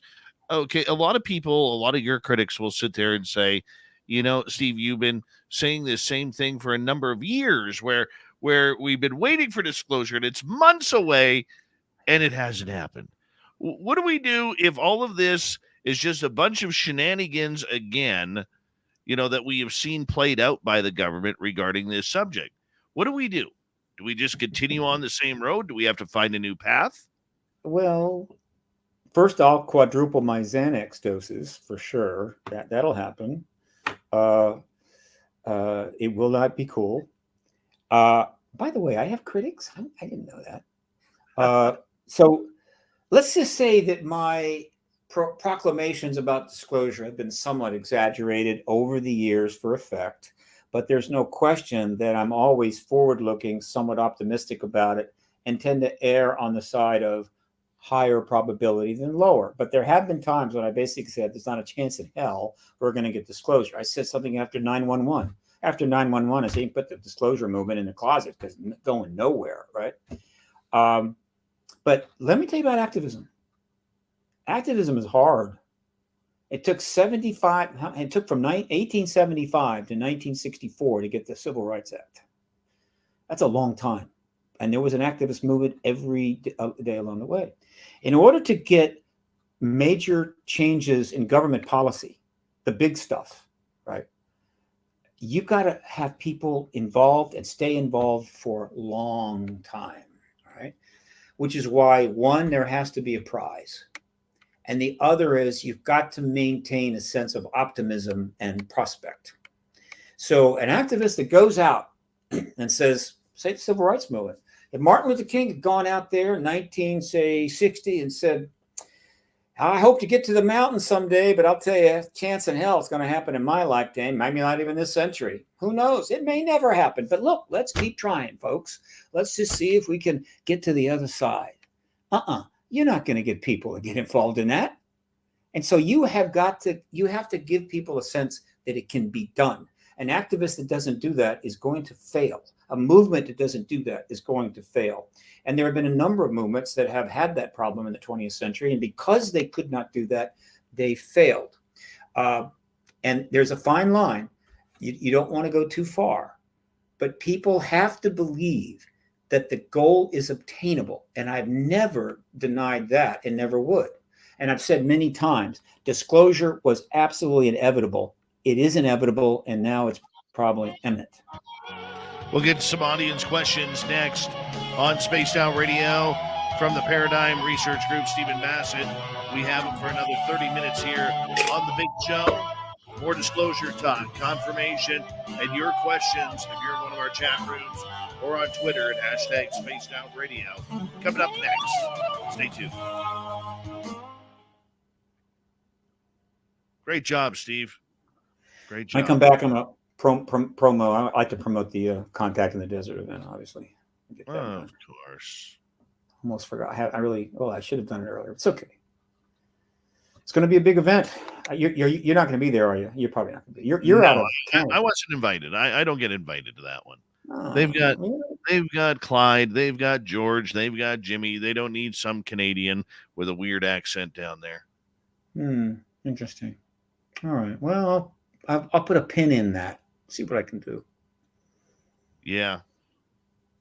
We need more Canadians. They asked me a couple years ago when they were going to do a virtual show or a virtual conference. They asked me if I would MC that. And I said I would. Then they said, well, there's a couple other people we want you to do, a couple other journalists that they want you to do this with, or that we would like you to do this with. Well, the one wasn't a journalist. He just played one on his resume and to get positions. Okay. And so I kind of called that out, saying as a real journalist, I don't really like someone stealing a title.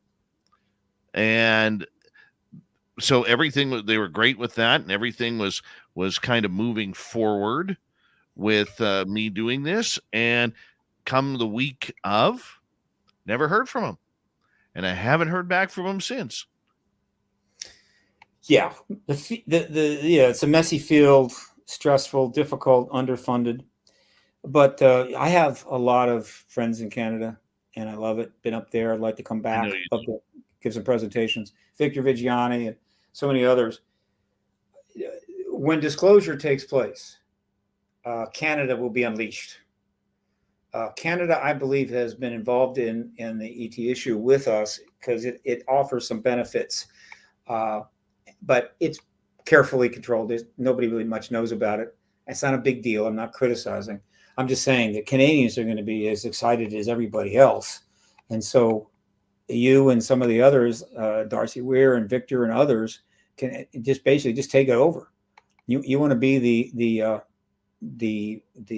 bishops of the post-disclosure world in Canada. You'll have plenty of attention. You'll have there's a few of us who've worked really hard behind the scenes with members of Parliament in Ottawa to educate them. I mean, Grant has, I have, Daniel Otis has, Chris Rutkowski has. I mean, there are a number of us who've been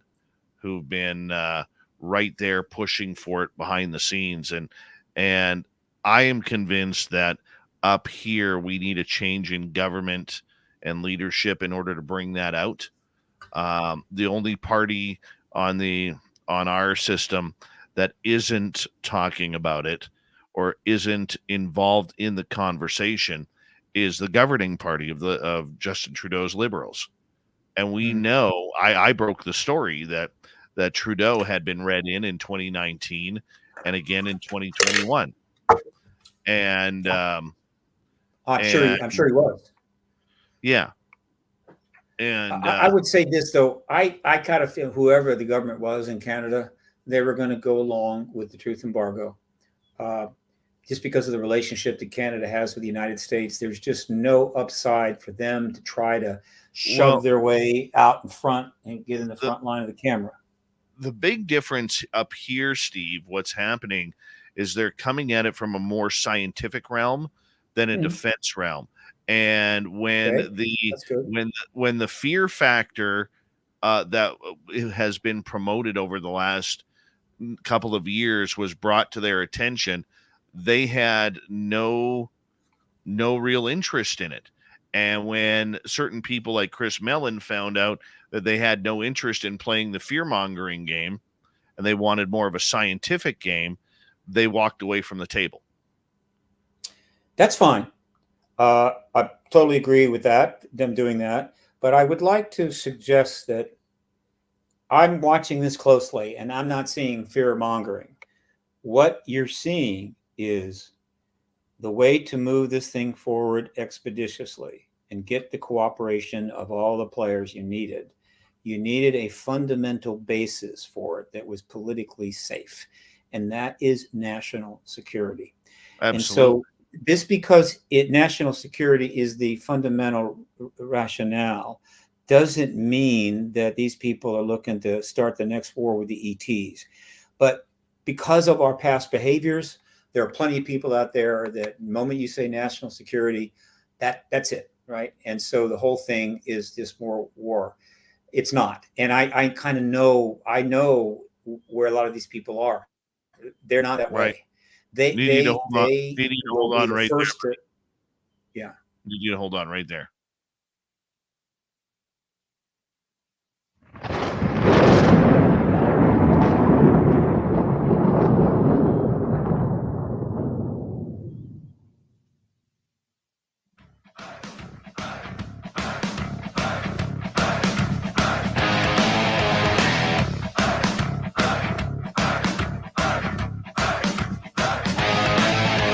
We passed the halfway point of Spaced Out Radio tonight.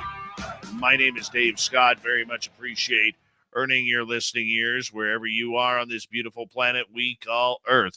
Hi to everyone tuning us in wherever you are. We love your support as we talk disclosure tonight with Stephen Bassett. Reminder to all of you that if you've missed portions of this show or others, check out our free archives by going to youtube.com/Spaced Out Radio.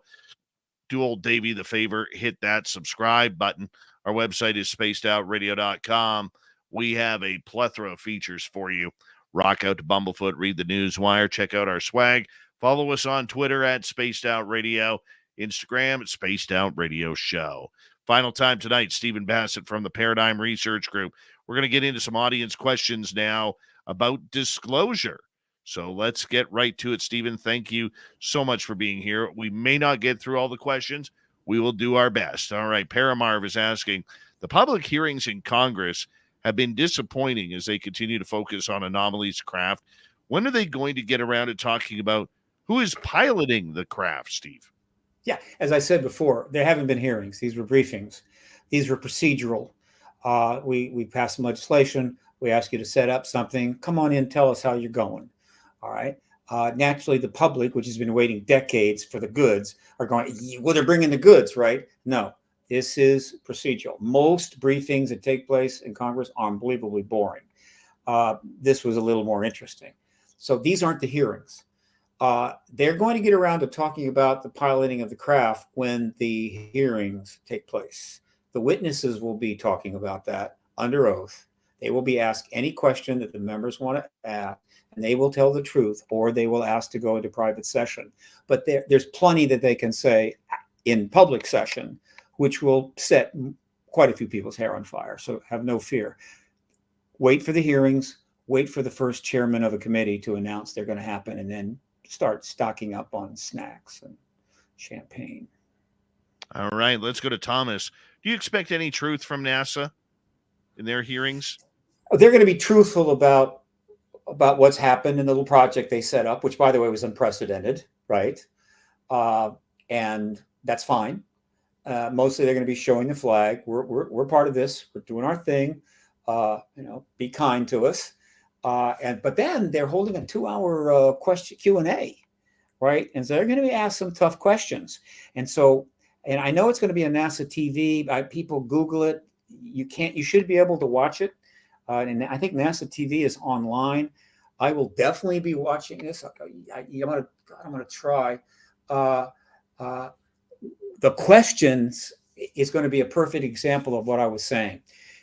They're going to be asked questions that they really can't answer, or they can't answer truthfully, because, again, they have to stay on the tracks, and the tracks are leading to disclosure, leading to the president.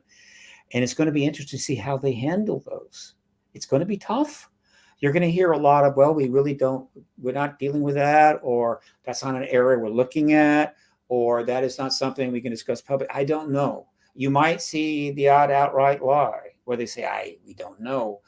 But the fact is that they're doing it. They're actually exposing themselves to questions, knowing full well how hard this is. And you're thinking, well, why do that? Why do that if it's going to be tough? Because remember, what this is, as I've said many times, the fundamental thing happening is a public relations driven extrication process to extricate our government and all its components out from under a policy which is no longer viable and needs to end. And that's the process. And so when I say public relations, I mean it. And so by doing this and taking the questions, whatever happens, NASA is telling the public. And by the way, the millennials, they're loving this. They don't know the history. They could care less about the history. All they know is NASA's in looking for UAPs. And they're telling all the millennials, hey, we're trying here. We're doing something. Okay. So when the confirmation comes, people go, oh, great. Well, I guess NASA helped make this happen. Good for NASA. Thank you so much.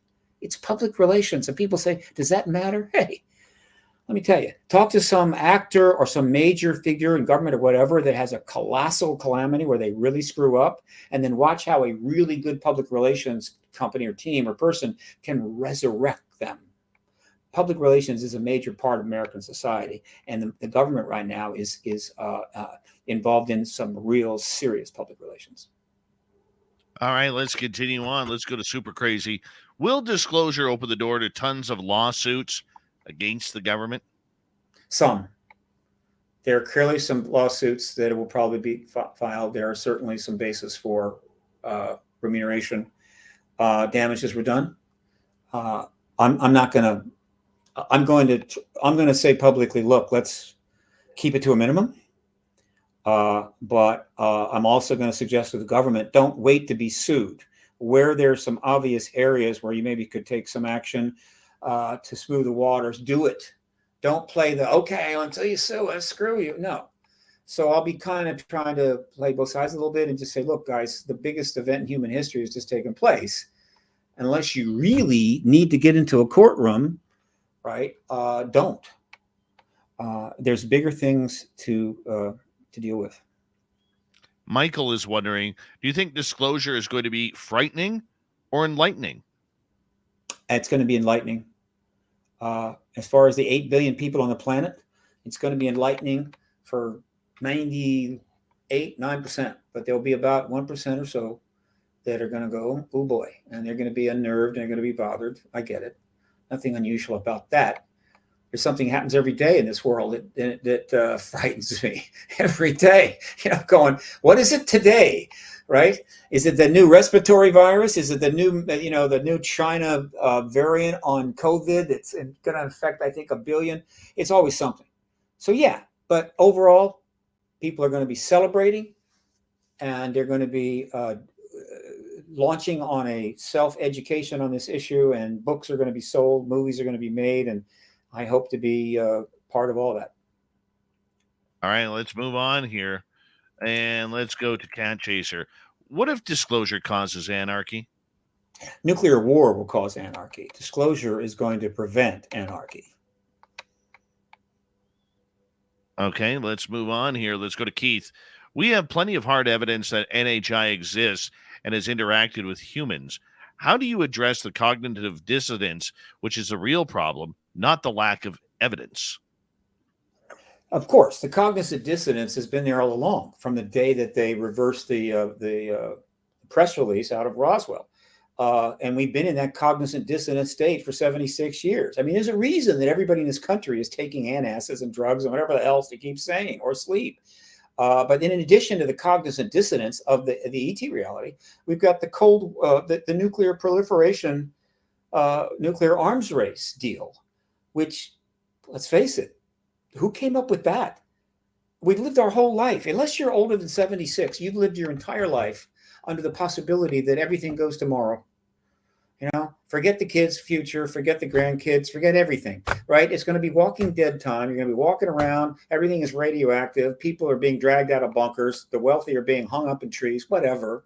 It's going to, and that's one of the reasons we love these apocalyptic shows like Walking Dead and 18 other versions in the movies, because we have subconsciously been normalizing and dealing with the fact that apocalypse could happen tomorrow. And that's our way to kind of cope with it, is to see it play on a TV or a screen. That's a hell of a way to run a society.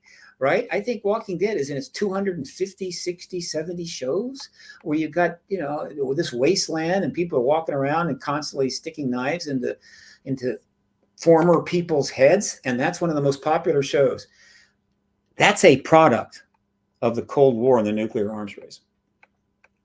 All right, let's move on here. And let's go to Michael. We've had that question already, so I apologize. Terry wants to know, would you ever come to McMinnville to the UFO conference? I have never been invited, but if they invite me, you can bet I'll be there. Absolutely. Super crazy. Will disclosure dominate the headlines for a few months, years, or decades? It will dominate. Look, for the first few months, absolutely. I mean, it's just going to be overwhelming. But then it will slow down into an endless, persistent presence. But it will be the number one issue in the world for years. Well, let me put it this way. As I predicted many times, I think open contact happens shortly thereafter, a couple of years. And so what will drive it off the front page will be open contact. So that's a news story. So if ETs elect to go into open contact with our, quote, institutions, as opposed to the kind of contact they have now, which is, showing up without an RSVP and taking you for a inspection, that's huge. And that's something I talk about. It's purely speculative, but I can make a powerful case, and will at the Contact in the Desert conference coming up in June 2 to 4, just this next weekend. I'll be talking about this at length, what I just mentioned. There's also going to be a panel and all kinds of stuff, 65 speakers. Indian Wells, Renaissance Hotel, be there. That will then take over the headlines. And from then on, I mean, all I can say is any issue and anything happening will have to compete with the new paradigm that Danny Sheehan talks about, where we are not alone. We have confirmed we've been visited. We're learning about ETs, and we're learning about what is going on in the rest of the galaxy and so forth. And can you imagine any other story competing with that? Okay, we've got a number of more questions. Tim Mothman would like to know, Steve, what would be the first question you would ask an extraterrestrial?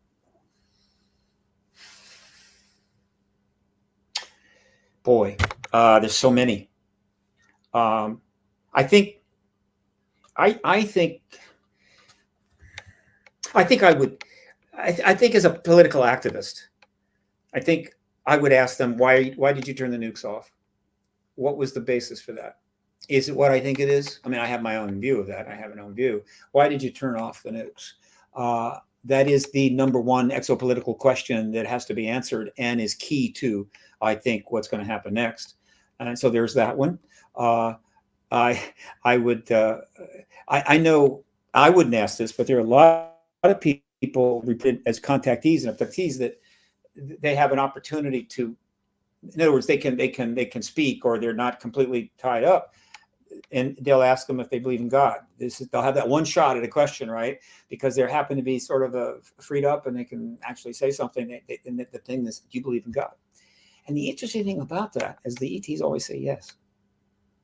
Fascinating, isn't it? Strange how that happens. Super Crazy wants to know, after disclosure, will there be a public hearings, or pardon me, will there be a period where the public will be introduced to ETs via TV interviews or whatever it may be? That's certainly possible. I think initially open contact will be communication with our leaders or nations or whatever at UN, and then that communication will be conveyed to us. It could easily go further than that. All right. So many. Oh God. One of the predictions I make is that I think if we have disclosure, I think uninvited contact will end. I don't think they want to be doing that after we finally have global disclosure. That will be a blessing for a lot of contactees. And then the question is, will they want to reveal themselves in a more larger context? I think all that's possible, but there's a process and stages we have to go through, right, for that. And I hope it happens. I would like to see that. I would like to see them physically present with other humans or something in some contexts where we can see them. We have a pretty good idea what they look like because the contactees have been painting and drawing them for decades. But yeah, that would be a milestone, and let's hope it happens. Okay, moving on here. Let us go over to Me Woykid. Is there a connection between the rise of AI and the move to disclosure? Yes. Boy, there's no long answer. I'll just give you a crisp one. If you want more, come to the contact in the desert. I believe that from the beginning, from the moment you started having all of that activity after the Hiroshima and Nagasaki, that there was an agenda that they were deliberately pursuing. And that agenda was not just connected to the use of those atomic weapons, but the fact that probably as early as the 1900s, the ETs who have been around a while, kind of know their way around, have been seen a lot, were probably able to project out where we were going to be 50, 100, 150 years later. Not only in terms of our population growth, but the environmental impact and various technological trends in genetics and in AI, in nuclear physics, yada, yada, yada, okay? And they would have concluded what I would have concluded.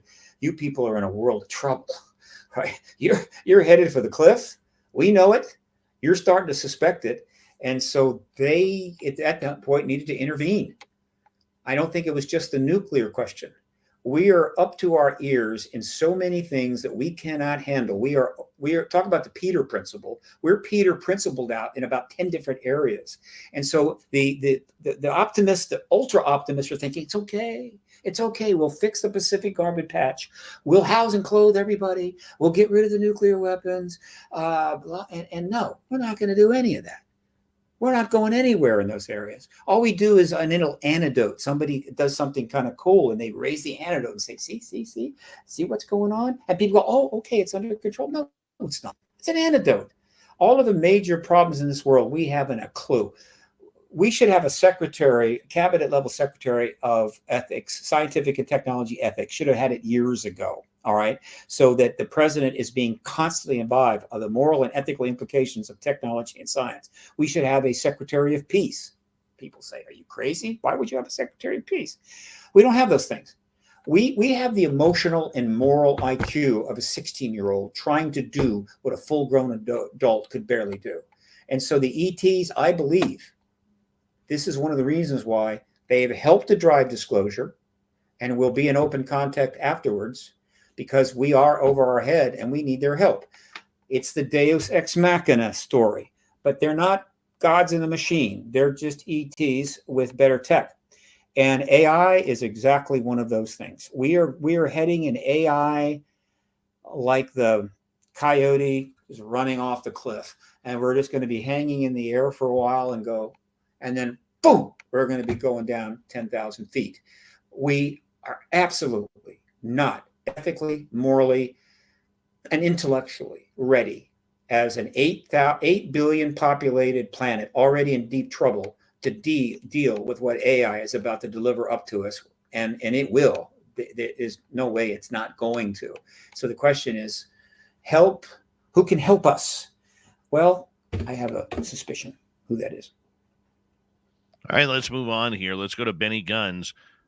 In the UAP disclosure circle, there seems to be a lot of strife and contention among the major players. Do you know why this is? Wouldn't it make more sense to work together? Every activist movement of any size has had exactly that. You just don't deal with issues at this level and controversy, and everybody is like together. No. You have factions, you have conflict. Activism is difficult, so everybody's in a bad mood in general. Okay, right?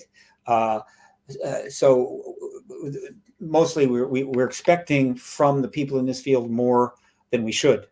I would say, by and large, that we have done better than most of the activist movements of the 20th century. Why?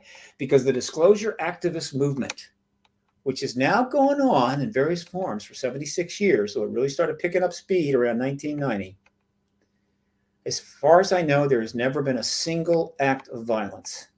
There's never been a single person who died because of the activism involved here. No other major activist movement can say that. So I think we're doing pretty well. Okay, continuing on. Let's go to Deb. Steve, in 3 words, what lights your fire for disclosure? My worldview was birthed in the fire of the Vietnam War, which happened to hit at the wrong time in my life. I was like 13 and never left me. It was awful. It shattered all of my beliefs, all of my thinking about the country and everything else. And that war was televised. And then, of course, I have this odd history. I was conceived 7 months after Nagasaki. I was born 7 months before Roswell. It's like my existence is tied to these two things, right? And so I'm basically an anti-war activist and an activist, and I guess you could say progressive. And so I calculated some time ago that the only chance we have as a species right now to get to at least a place where the world is sane and has decent prospects is this event. It's not a cure-all, end-all. It's not going to create utopia, but there is nothing available to us right now to deal with the awfulness that is coming, that we've managed to dodge for all these decades. We've almost had a nuclear war, probably 8, 9, 10 times. Most people don't know that. It's like 10 times you were literally up against the cliff ready to fall, but you didn't know. And so people are going, hey, everything's fine. No, it's not. You're lucky to be here at all. And so to me, this paradigm shift, which is the most important event in history, has the ability to possibly right our ship. And so it's the ultimate activist goal. It's the whole shebang in one. If you can't get passionate about that, obviously you can't get passionate about anything. All right, time winding down. We got about 2.5 minutes left with you. Let's go to Pixie Lara. Do you think open contact is imminent? I think disclosure is imminent, and I believe open contact logically follows in about 2 years, and that's based on just how long it will take the globe to have learning curve, get pretty much up to speed on what is known in the public domain and also get a lot from the government domain, so that open contact will be like, oh, finally, good. What do they got to say? Anticlimactic, not disruptive. All right, final question for you tonight. 2 minutes. Terry is asking, what will disclosure do to the government black programs about ET? Generalize it. The rise of the military intelligence complex, which was birthed by two parents, the Cold War with Soviet Union and the presence of extraterrestrials. And those are two pretty heavy duty parents. And so this thing is huge. The military intelligence complex is massive, has led to unbelievable waste of money, unbelievable waste of money, huge abuse of secrecy. And it's undermining public trust, undermining the social contract. And so what we want post-disclosure, amongst countless other reforms, is a reform of the military intelligence complex, finally, in which the amount of secrecy is minimal, right? And maximum transparency. And even in areas where, and certainly in areas where the government knows things that might make us uncomfortable, but are not really secret, the idea that we can't handle the truth, that has to be put to bed forever. See, one of the maxims that I like to talk about is this. If you look at the record of the last 70 years, it is not the people that can't handle this truth. It's the government that can't handle this truth. It has botched it. It has manipulated it, has screwed things up, right? But the government is saying, only we can handle the truth. You can't. Go away. It's just the opposite. And so in the post-disclosure world, the base position is the American people can handle anything. And so what we know that's going to affect their lives, we're going to tell them, and they're going to praise us for that. And things are going to get back to normal. Love it. Steve Bassett, it is always a pleasure to have you on Spaced Out Radio talking this highly important subject. And good luck at Contact in the Desert this weekend where you will be speaking. Say hello to all our mutual friends from all of us here at Spaced Out Radio. We love you, and we will talk to you very soon. Thanks, Dave. Good luck. Good luck. Coming up next, On Spaced Out Radio, we're going to head to Among the Missings YouTube channel. Steve Stockton has another great story for us. Then Robin McCrae, the lovely and talented Bigfoot temptress, joins us to talk a little Sasquatch in the Crypted Report, filling in for Super Duke on Spaced Out Radio.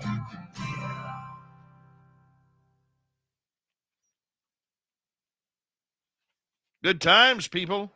Good times. Remember, disclosure little d also equals confirmation. Confirmation. We are in a confirmation era. I'll be right back. Take a break. We got a couple minutes, lovelies.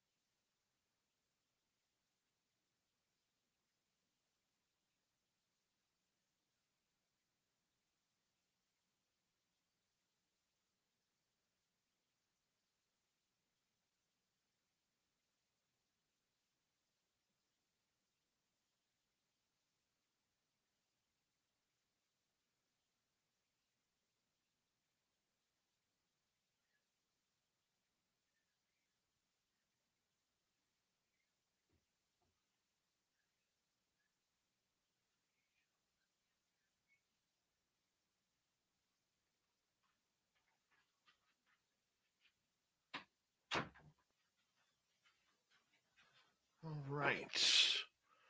I am back. Wow.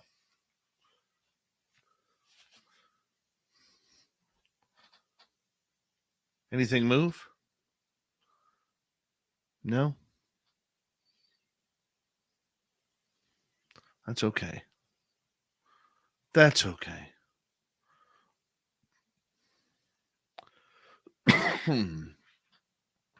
Welcome back, everyone.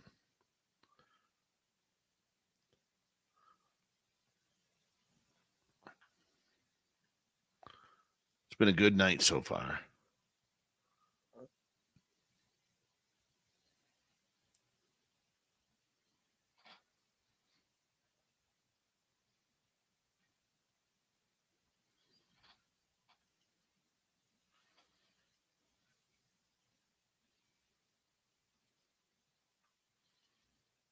All right. Big thank you tonight to Deb ×2, Cat Chaser, Jacques, Derek ×2, Melissa, Donnie Cho ×2, Neuro, and Shelly for the amazing super chats. Very much appreciate the love and support. And we got a lot of cool things coming up here in the next little bit. Yeah, we do. Don't forget, tune in tomorrow morning. I believe it's 7:30 Pacific, 10:30 Eastern. Marquise Williams will be live with us on our YouTube channel, breaking down the NASA press conference. I will not be there. I have a daytime job, so I got to take care of that.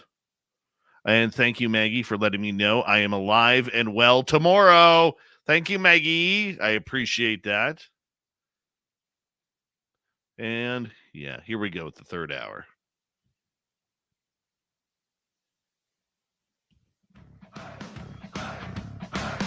Would you like to connect with us? Head to spacedoutradio.com for all your latest show info. Now, back to Dave Scott and SOR. Here we go with the third and final hour of Spaced Out Radio tonight. My name is Dave Scott. Very much appreciate earning your listening ears wherever you are on this beautiful planet we call Earth. Hello to everyone listening in on our terrestrial affiliates around North America, digitally on Odyssey Radio, TalkStream Live, and KPNL. All of our archives are free. Join us at youtube.com/Spaced Out Radio. Do old Davey the favor. Hit that subscribe button. The Desert Clam has set the password for tonight in the SOR Space Travelers Club. Quagma. Quagma is your password. Use it wisely, Space Travelers, as the Clam sets the password each and every night right here on Spaced Out Radio. Our website is spacedoutradio.com. We have a plethora of features for you. Rock out to Bumblefoot, read the news wire, check out our swag as well. Follow us on Twitter at Spaced Out Radio, Instagram at Spaced Out Radio Show, and on TikTok at Spaced Out Radio. We're going to change the tune a little bit here. We're going to go over to Among the Missing as Steve Stockton and his YouTube channel kick off hour number 3 here on the show each and every night with another spooky story. Hello, friends. Welcome to Among the Missing YouTube channel on Spaced Out Radio. I'm Steve Stockton, and I'm about to take you on an unbelievable journey of people just like you. Their stories and encounters will haunt us on Among the Missing.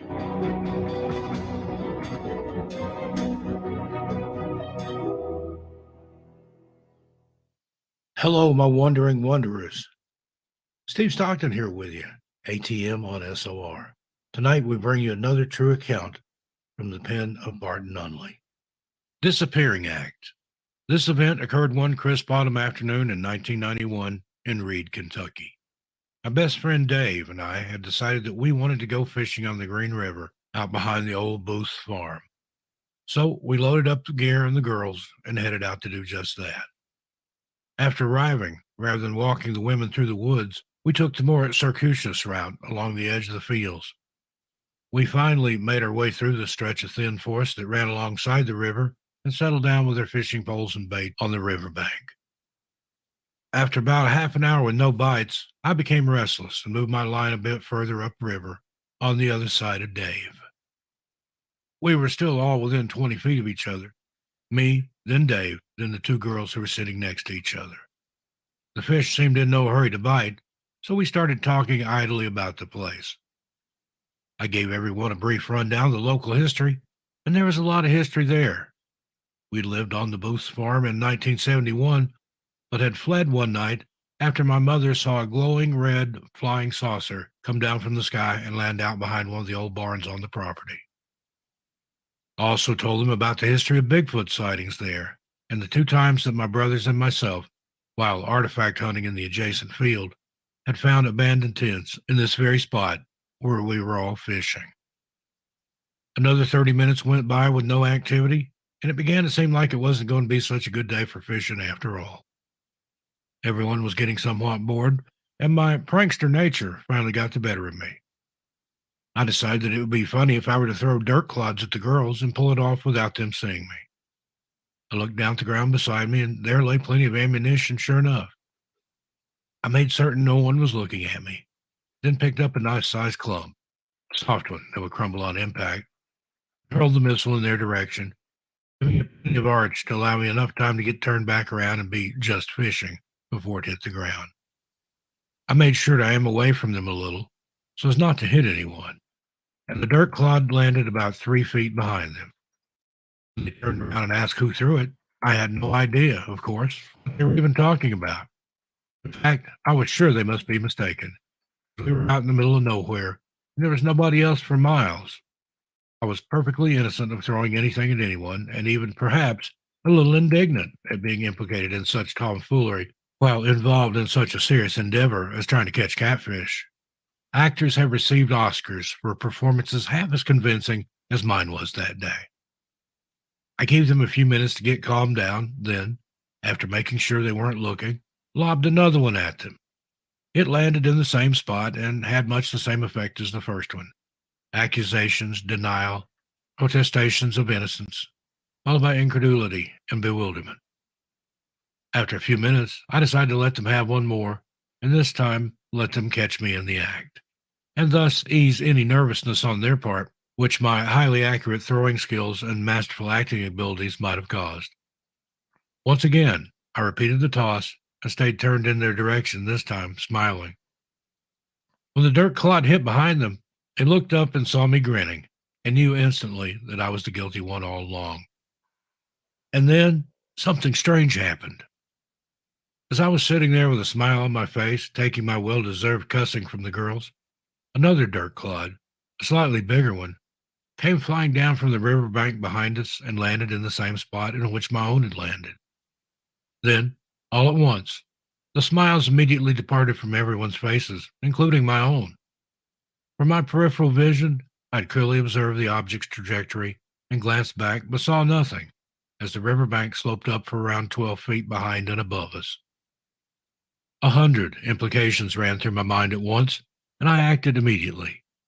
No sooner had the object struck the ground than I was up and on my feet, scrambling up the riverbank to see who threw that dirt clod. As soon as I jumped up from my sitting position, the footsteps began. There was a heavy carpet of dead, dry leaves on the forest floor above us that day, and everyone could hear the footsteps plainly, which sounded like they belonged to a very large, heavy person, walking noisily and away directly behind us. It only took 4 steps away from us as I was hurrying up the incline, then stopped. 1, 2, 3. On the 4th footstep, my eyes leveled off with the upper banks, and I could clearly see the area from which the sounds, as well as the thrown object, according to its trajectory, had come. I immediately trained my eyes on this area, expecting to see a man, one of my brothers maybe, or another hunter or fisherman / prankster such as myself, but there was simply no one there. The 5th footfall never came, so I knew he had to still be there. But where was he? The trees weren't very thick, and visibility was good for quite a distance through the woods. Dave came up right after me, and we walked over to the spot in question and examined it closely. If I allowed as much as 10 feet of stride, I reasoned, for each step, which was surely a rather preposterous overshot, then the guy had to still be within 40 feet of where I was now standing. But there was simply no one there. Dave and I examined the entire area very thoroughly, but could find no sign that anyone, or anything, had ever been there. other than ourselves. Not even so much as a crushed or overturned leaf, when our own trail through them on our approach was plainly visible to us. The girls, now completely agitated again, and for genuine reasons this time, insisted on leaving immediately. As we left, I glanced back, knowing that whatever had thrown that dirt clod and taken those 4 heavy steps was either still exactly where it stopped, but completely invisible, or it had vanished without a trace into thin air. Was it Bigfoot? Due to my previous experience, I think it was. Whatever threw the object so accurately had to have opposable thumbs, like a man. But I know of no man who could stand a mere 20 feet behind me, take 4 steps away from me, and completely disappear into thin air in broad daylight under any circumstances. Do you? Well, folks, there you have it. What do you think this strange creature is? I look forward to your comments. Thanks again for listening to Among the Missing on Spaced Out Radio. And I'm Steve Stockton, and I'll see you a little further on down the trail. That's why we love Steve Stockton. Was it Bigfoot? Sasquatch? The forest people? Let's find out as we get into the Crypted Report with Robin McCrae filling in for Super Duke.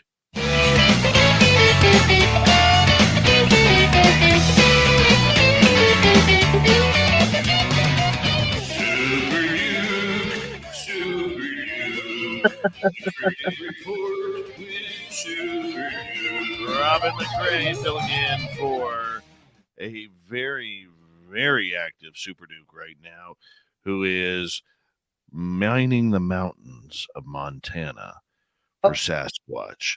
I talked to him earlier today, said he found a couple of 22-inch tracks up in this area where he is. That's massive. Well, I felt bad. He's called me like 2 or 3 times today. Normally what happens is he gets up in the mountains, he calls me, I remote view it, and then I talk to the cryptids that are around him so I can kind of guide him and tell him where everything's at. And it was such a crazy day here today. I never got a chance to talk to him, so I felt really bad, like I really dropped the ball for him. But there's no way, I just couldn't do it today. Oh, I know he was trying to reach out to see if you would do this tonight for him. I know that. Oh, yeah, but he didn't tell me, or even send me a text. So it's like I was just so crazy today that I was chasing myself. So I never did connect with them. So it worked out good because you called me. So perfect. I got Robin, you guys. In listening to that episode of Among the Missing with Steve Stockton, where a giant man-like creature can get within 20 feet behind someone and then just vanish. Oh, yeah. There is a lot of speculation in the area of whether or not this creature is, and I hate calling Bigfoot a creature, I do, but there's a big speculation between the flesh and bloods and the fact that this creature may have something a little bit supernatural about it. It's the great debate of Sasquatch. Never mind. Oh, yeah. I would say number 2 debate behind whether or not it exists. Where do you see that debate?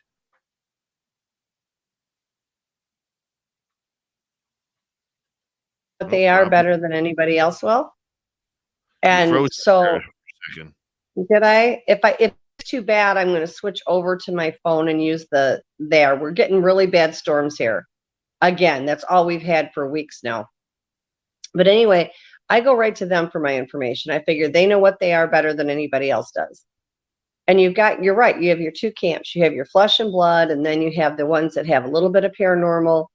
And, we're all supposed to be on the same team. We're all supposed to be learning from each other, and instead everybody's attacking each other, which is, we get nowhere that way. But they do have human DNA.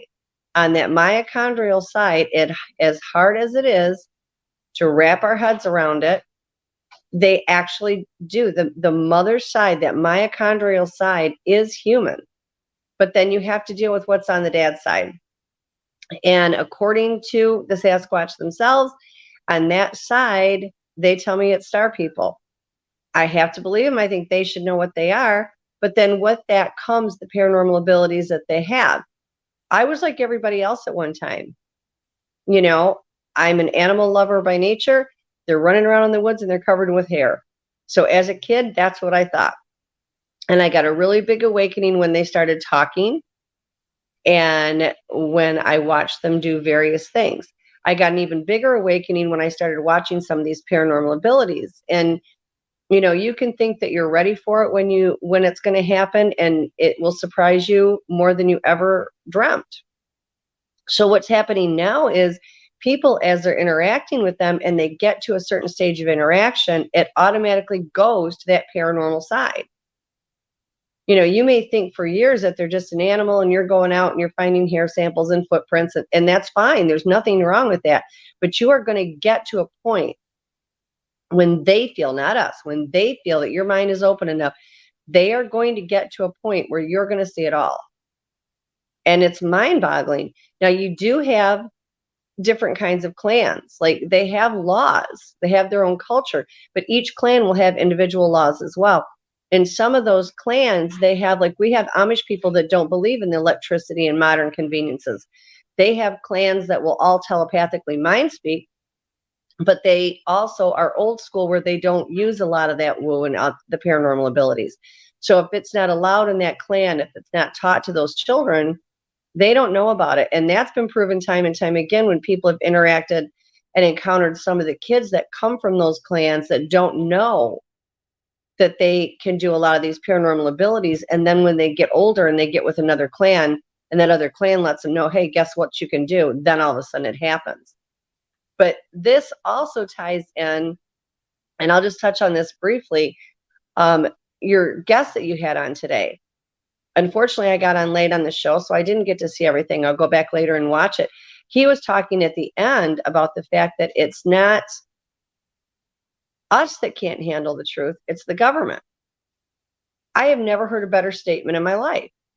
And when it comes to the Sasquatch, it's the same thing. So not only do we have, you know, our two different camps that are fighting between the physical and animal, and then the woo and the multidimensional, now we have to bring the government into it. They don't want us to know. And they will tell you and deny that it's so that we don't, you know, it doesn't frighten us. We're fine with it. The problem is they don't want us to be fine with it. They don't want us to know the truth, so they keep us in the dark. And then that transfers over to the threats from the government, the helicopters. I mean, this is the stuff that people that get in deep with this, whether they've intentionally tried or like myself, where it was just always part of my life, I never tried to do it. I've had bank accounts frozen. I have had jobs removed. I've had my Social Security that I got approved, the money taken away. I've been followed by helicopters. I've been followed by blacked out SUVs. I've been ran off the road. I've had my lug nut stripped from the car. I've had death threats. I've had something that wasn't even human show up at my door. So it all comes down to the same thing. And I just want to touch base on that because I was so impressed with what he had to say. There is a side to all of this that people really don't realize. You know, it's exciting and it draws us in. And we have these two camps where you have flesh and blood and then flesh and blood and paranormal. And there's a little bit of truth in both sides because they can be flesh and blood one minute and then they can be paranormal the next. But just as your guest said, there comes that government interference from it to keep it all quiet. And you have to ask yourself, if this was another animal in the woods, like a bear, a cougar, or a mountain lion, how many government people are running around trying to suppress the information that there's a bear around or a cougar around or that they exist? So that in itself tells you there's more to this than just an animal, because if it was just an animal, they wouldn't care. They're finding Tasmanian tigers that they thought were extinct. And now all of a sudden they're coming forward and saying, hey, guess what? They aren't. So if this was just an animal, the panic and the fear would not be in the government for us to know. So kind of a tidbit to think about. Okay, so the fact that, you know, for me, I've always thought there was something a little bit different about them. I didn't want to say interdimensional like our First Nations family does. Right. I didn't want to say. I used the term supernatural. You know, that I do believe there is something supernatural with them, because in my experience, when the time we got roared at, just a couple minutes before that, I was seeing the pixelation that First Nations people claim to have seen when the creature is around, and it was standing right beside an old cherry tree. I mean, we hear stories of these creatures running through trees and brush, looking like the term that is used that's popular is like the predator, from the movie Predator. That's the shimmer.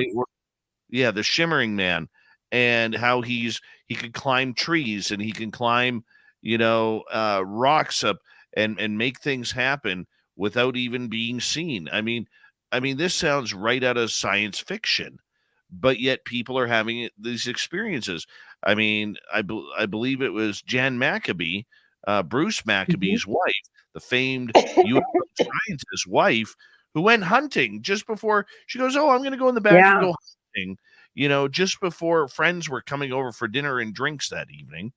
And she's up in her tree stand waiting for a deer when she hears noise, and she sees this shimmering being racing through the trees and climbs up in the tree next to her, to the point where she actually got a photograph.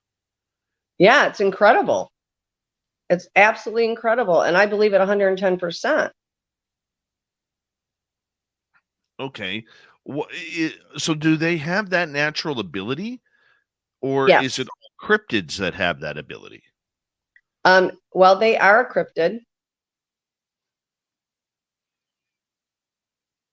Actually have that ability, or the ones that I've interacted with. And by that, I mean dogmen, goatmen, cat people, your dimensionals, your elementals. And yeah, they do have that capability. Now, when I've asked the Sasquatch about it, and my husband Pat's asked him as well, how is this happening? Because in order for us to accept it, type of people we want to know the ins and outs. We want to know everything about it, how it happens. And so we've got it in black and white in front of us. I wish it was that easy. But the bottom line, according to them, is they change their everything with them is done by energy. Energy, frequency, and vibration. Those are the three things that make everything in their world work. That's why when you take pictures with a digital camera, it's blurry. That's why if you have a lot of contact by a lot of them around you at one time, you can get lightheaded and dizzy. So when it comes to them and doing the shimmer, which is the predator effect, like Mrs. Maccabee saw, which was incredible. And we have a lot of researchers in our field that have noticed that as well. And when it comes to that, we flat out ask them. I mean, again, I'm one, go to the source. And they say they raise their frequency, they raise their vibration, and they raise their energy, and they bend the light to do it. And when they do it, that's how they do the complete cloaking. When they do the shimmer, it is still a matter of how they move that frequency and energy.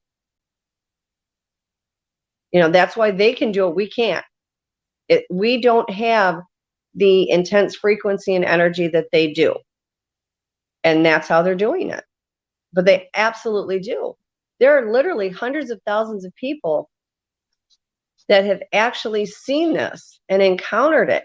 These are people that don't have any connection with each other, don't know anything about each other. If it's a person here or there, you can say, oh, maybe they hoaxed it. Maybe, they thought they saw something they didn't. You're talking hundreds of thousands of people all over the globe, not in just the United States, the globe. That many people that don't have contact with each other and are experiencing the same things, they can't be wrong. But I also think, knowing from my own experiences, that until you experience it yourself, it is really hard to swallow. It is. And I get that. Like, people will come at me and they'll say, well, I'm not going to believe you. I'm okay with that. Like, I get it. None of this is an easy thing. And a lot of people are just those type of people, and there's nothing wrong with it, but they've got to see it to believe it. And on that note, Robin, we are going to hop out for our break here at the bottom of the hour, our final break of the night. It is the Crypted Report that is going on right now. We're talking Bigfoot with Sasquatch researcher, investigator, communicator, Robin McRae. She's one of my favorite people in this field. And for Super Duke from World Bigfoot Radio. I know there's a couple questions in our audience chat room for Robin. We'll try and get to those as Definitely. well. Robin McRae until the top of the hour. You're on Spaced Out Radio. Stay tuned. More to come on the Crypted Report right after this.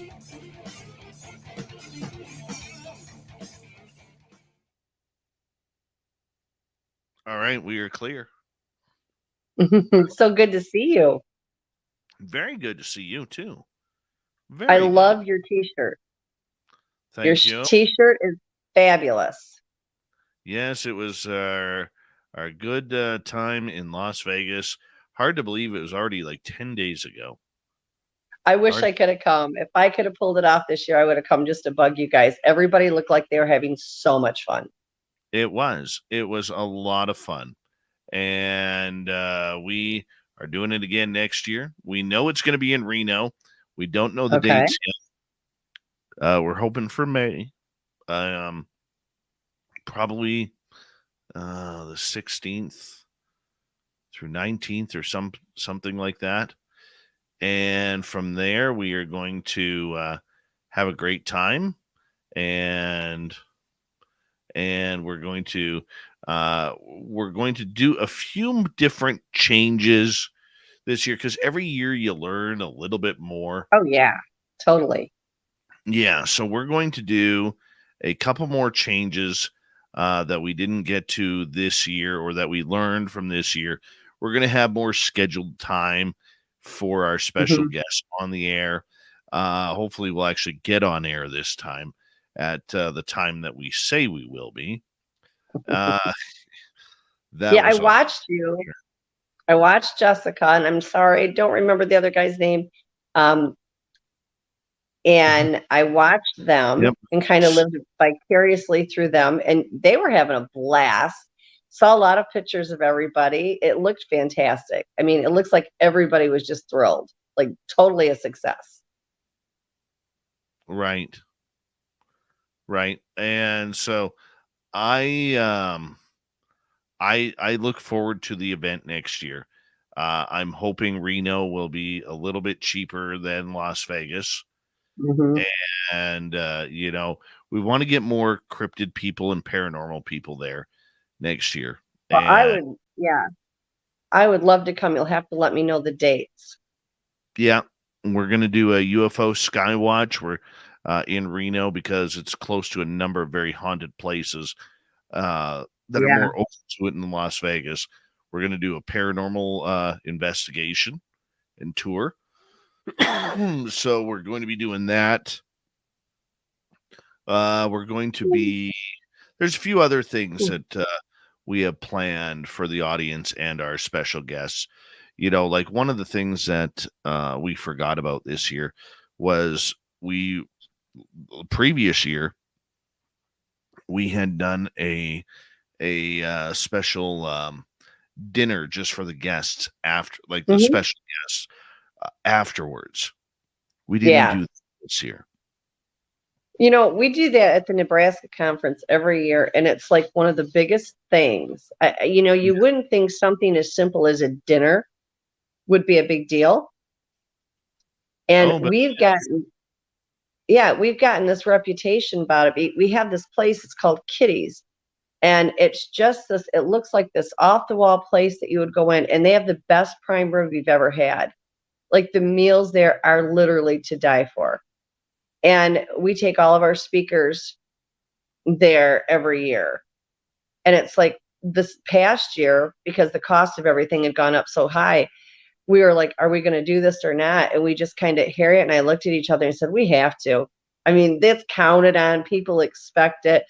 Our speakers walk away and say, hey, it was worth it just to come for that meal, And then you get time, because you don't have that downtime in the middle of the conference. So you get that downtime just to be able to socialize with everybody. Oh, I agree. But there was a lot more good than there was nothing really bad, just things that we can change. But one of the things that really impressed me this year was the idea that, not the idea, but the actual watching of, like, Robin, you know as well as I do, when you go to a conference, a lot of the speakers, they only show Mhm. up for when they're speaking. Otherwise, they've disappeared for the entire weekend. You can't Yeah, find, and that doesn't fly with me at yeah. all. And so watching our special guests intermingle, like on our VIP party night that we had at Yeah. at this club, watching our special guests, intermingle. I just stood at the end of the bar, and there was our listeners mixed in with Mhm. all of our special guests, and they were all having a good time, having a drink and laughing and talking about the phenomena and everything about it. And I just looked at it and I said, damn, that's what it's all about right there. This Absolutely. moment Yeah. right there. Robin, hold on one second. We're going to go to air here.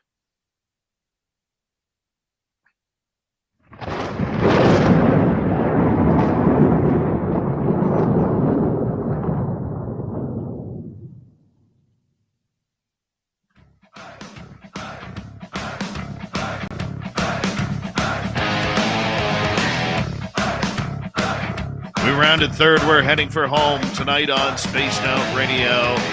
My name is Dave Scott. Very much appreciate earning your listening ears. Want to remind you that if you've missed portions of this show or others, check out our free archives by going to youtube.com/Spaced Out Radio. Do old Davey the favor, hit that subscribe button. Our website is spacedoutradio.com.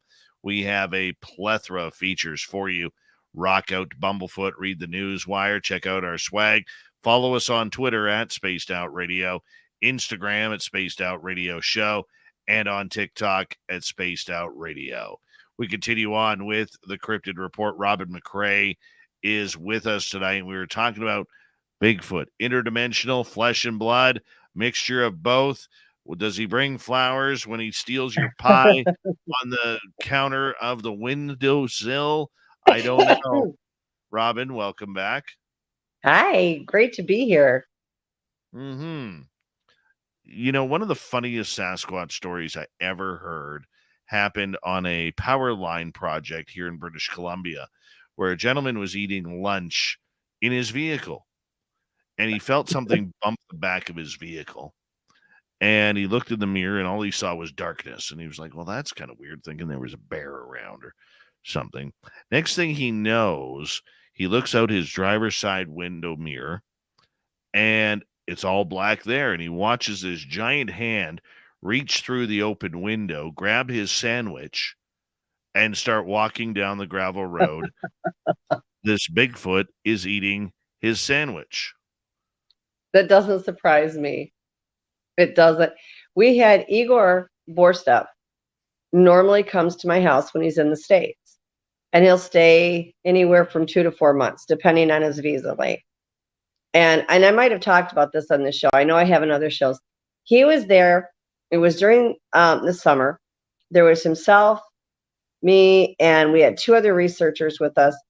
And the 2 other researchers were going to go out late that night with him. I was exhausted. We've been out in the woods with the Sasquatch all day, and I go out with them every night. So I said, you guys go ahead and knock yourself out.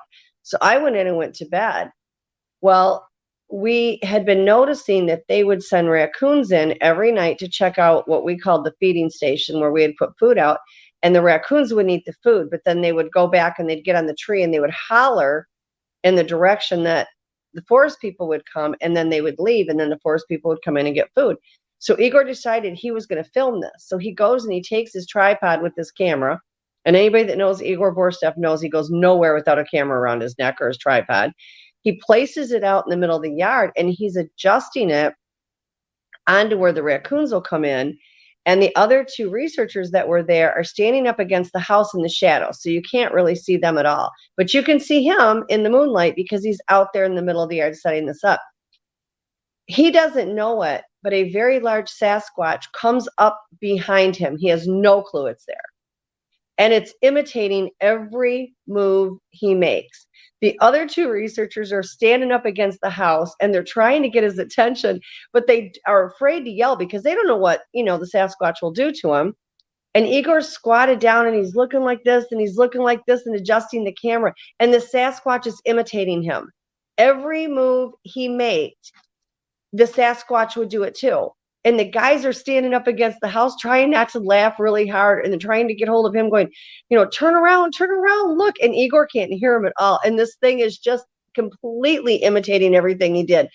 He finally, by the time he found out it was there, and he didn't turn around because he thought it was there, he was done adjusting the camera. He turned around right as it was walking away.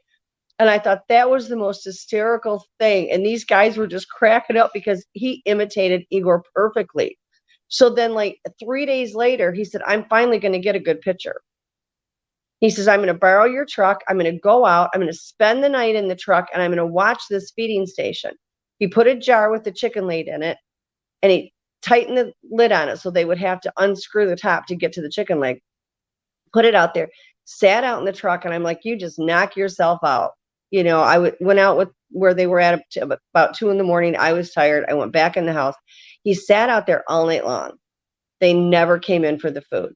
He decided about 5 a.m. he needed to use the restroom and he needed coffee. So he gets out of the truck, goes into the house, grabs his coffee, goes to the bathroom, goes back out to the truck, and on the hood of the truck is the empty jar from the chicken leg. And they had opened the jar, taken the leg out, screwed the top on it, and took it out of the feeding area and set it on the truck so he would be sure to know it. I mean, they are the biggest pranksters ever. Like literally. See, and to me, that sounds like that be almost part of the fairy family that the crypto guru Ronald Murphy believes. Yeah, they have got a very bizarre sense of humor. Most of the time, it's pretty funny. Once in a while, it's more annoying. They will do that belly crawl and they'll go right up behind you and they'll knock your legs right out from under you so you land on your butt. They did that to Jessica Jones. And she really, when I first met her, she wasn't really aware that they were the ones that had done it till we talked. And she's like, yeah, that's exactly what happened to me. And they just rip the legs out from under you. And they don't do it all the time to be mean. They think it's funny, and then they do the belly crawl off.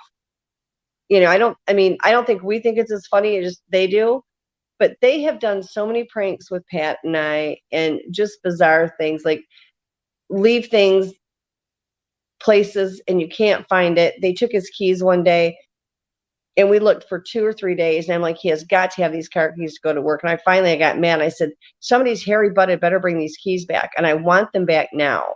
We knew where he had left them and we walked out of the room and came back and they were there. We get little people as well, but little people don't leave 16, 17 muddy footprints. So, it's a trip. The idea that this creature is something special also gets to our audience as well, as they have a few questions for you, Robin. Absolutely. Bring them on. So let's get to it. Let's start off with Mike here. Robin, do young Bigfoot learn how to swim from the adults, or does it come naturally? I have never asked them that question, but going by what I've watched with them throughout the years, especially with the kids, my guess is that yes, they do teach them. It's not like a duck that automatically has the webbed feet and they get in and they know how to take off. 98% of everything that the young ones do is because it is taught. Everything is a learning experience. Nothing is just by chance. Everything is a learning experience for their children, a learning experience that they're going to teach us. So from what I've witnessed, and again, I've never asked them that question, I believe in my heart, it's because they have been taught. Just like we teach our children, they are going to teach their children. Very cool. All right, let's move on to Paramarv. Robin, you've explained that you can mind speak with the Bigfoot folk. Yeah. Have you ever had such communications with a dog man? 100%. In fact, it's been 3 nights ago now. There was a young dogman that was in trouble and was wounded, and I mind spoke with him for quite a while, as did my husband. When we get into situations with any of these cryptids, Bigfoot, Dogman, whatever, and there's an injury or someone's sick or whatever, because I do healing work remotely and I do it through energy work. And so they will come at times and contact me to do these things. So when you're talking about somebody that could be hurt, sick, injured, whatever, I will then go to my husband and say, hey, Pat, verify this. And I won't tell him what I'm told. I'll say, I want you to verify it. He will ask them the same question, and then we compare notes to make sure we have the same answer. Because when you're talking about an injury or an illness, you want to make sure that when you're working on them, you're accurate.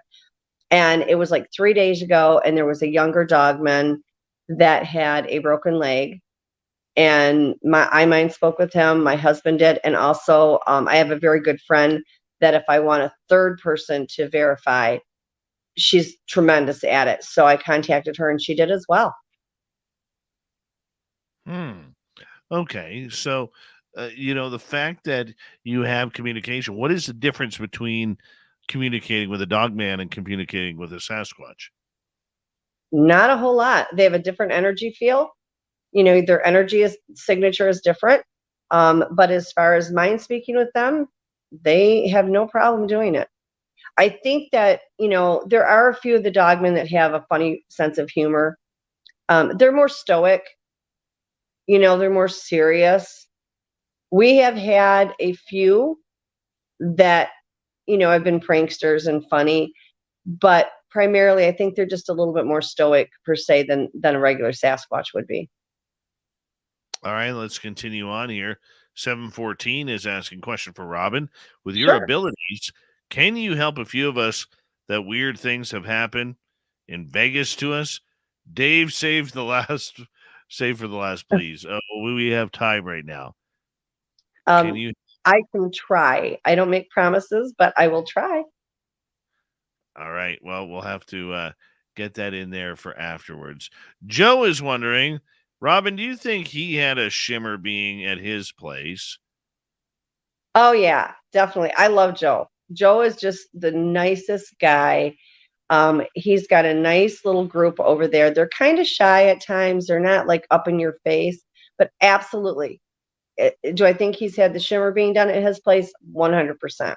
I think he's had cloaking. I think he's had what's called counting coup, which is where they completely go transparent and cloak themselves, and then they come up and they touch you. It used to be a rite of passage for the children, but the adults will do it as well. They do it thinking it's funny, and they also do it as an act of bravery or just to get your attention without being caught. And I think that's gone on. He's also got aliens there, too. Yeah, Joe's also got aliens. Robin, oh, yeah. He's also got some dogmen over there, and he does have a cat person. A cat person? Like lion?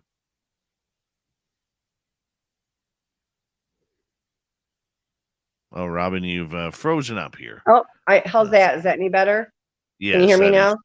Okay, good. Yes. We got you. What do you mean cat person? A cat person is another cryptid. We have not got DNA on it to test it yet.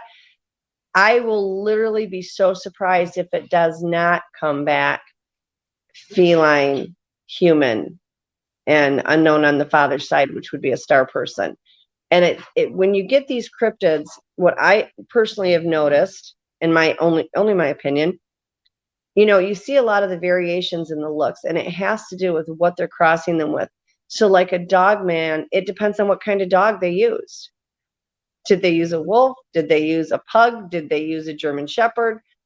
And that has a lot to do with why all the different looks. So with the cat people, it's the same thing. Now, I have a photo of a female out in my front yard, and her face looks like a domestic house cat. Absolutely a domestic house cat. I know of several people that have had them with the full mane like a lion. But again, it's still a feline gene, but one could have been crossed with a lion, one could have been crossed with a domestic. Here in South Carolina, there's more feral domestic cats running around here than you can even comprehend.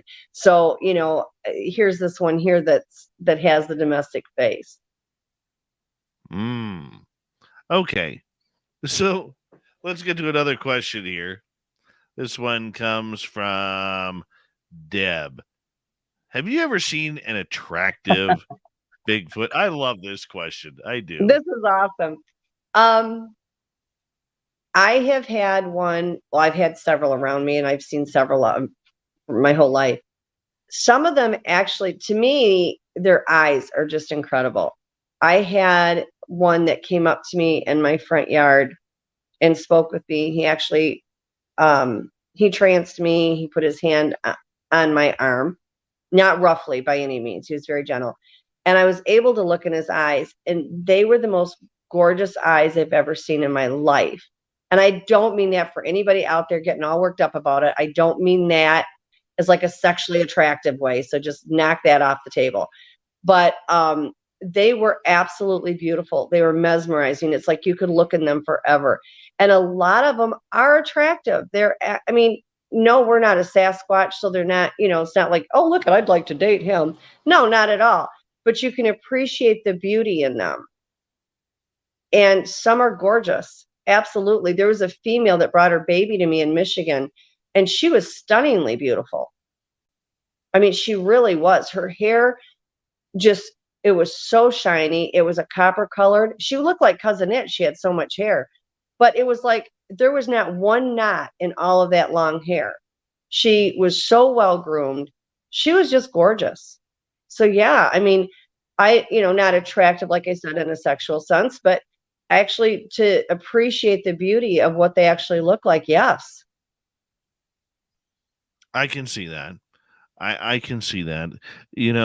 I guess a lot of times we think, I think that, and I'm going to be biased here, but I think the guys up here on the West Coast, the Sasquatch up here, much better looking than the bayou-ridden ones. Yeah, it depends. Yeah. Yeah. Some of them, you look at them and you're like, that is just, ugh. But yeah, some of them can be gorgeous. They really can. All right, let's continue on here. We got a couple more for you. And Shelly is asking, what's your thoughts on if they travel together? Our company are strange animals, and they can also communicate with the deceased. What do you think? Well, I think they probably could communicate with the deceased only because it's all telepathy. I speak to the dead, always have since I was a little kid. So if I can do it and they already have got more abilities than I can, and it's basically a form of telepathy, I absolutely believe they can speak with the deceased. Thoughts on traveling together? They do not migrate. I know people think that they do, but they truly do not. When they're following these herds for food, they will send out their scouts or their hunters to follow them, grab the food, and then bring it back. Traveling together, yeah. I mean, I have a female that is with one of my males out of Michigan that now are here in South Carolina with me. She has family in South Carolina, or not South Carolina, but Florida, and she'll go down there and travel. They will go on a vacation just like we do. They are a type of people. While they're not our type of people and they do things differently, there are a lot of common things. But they don't migrate. Are they going to travel? Like, they have relatives, they have things that they do, they have their own lives, and they will travel as a family unit to those things and then go back home. Okay, so they're basically, if I get this right, their migration process is to go out searching, but they always end up coming back, kind of like a boomerang. Yeah. And when I say that, understand that the whole clan doesn't go. They will send hunters, just like if you're at home and your family needs groceries, your wife is going to go to the grocery store and bring it back. It's the same thing. They are not taking the whole clan and moving it to go get food. They are sending the hunters in the group, then they'll go get it. Maybe the females will go get plants or whatever, but they still stay based where they're at. All right, one final question for you tonight. Sure. And it comes from Paramarv. Robin, I understand why the Bigfoot folks don't want to be around firearms. Is there something we can take into the woods to protect us from other things, but won't threaten them? everything you take into the woods, if they don't know it, is going to be a threat to them. As far as the firearms, obviously they prefer that there are no firearms because of the violence, and our people want to kill what we don't understand, and they get hunted a lot. However, being realistic, when you go into certain areas, the cryptids are the very last thing that is a concern. You're looking at mountain lion, bear, wolves, whatever. I have a friend that does a lot of research in Arkansas, and the poisonous snakes are just outrageous. And they have feral hogs there that'll kill you in a heartbeat. So you have to protect yourself. And what I tell everybody to do, and the people I've told this to said that has been very helpful to them, they are going to know that you have a firearm. They are going to know what you have to protect yourself with, whether you tell them or not, because they read intent and they will feel it on you, even if it's concealed. So what you need to do is, when you go out there, verbally and through mind speak, because even if you can't and tell them, yes, I have a weapon. Yes, I have a gun. It is to be used for, and then list what you are concerned about there, but not for you. This is not something I'm bringing for you. This is to protect myself from this. And when you do that, they're going to already know without you telling them that you have a firearm. But because they read our intent and everything, they're like, human lie detectors. And so they're checking to see if you're going to hide something from them. So when your intent and your words match what they have picked up on you, that holds a lot of weight with them. Okay? And that will make them feel much more comfortable. So whenever something like that goes on, you want to tell them before they have to read it on you. Because there are situations and areas that we go into that, unfortunately, where in a perfect world, I would love to see nobody carry a firearm.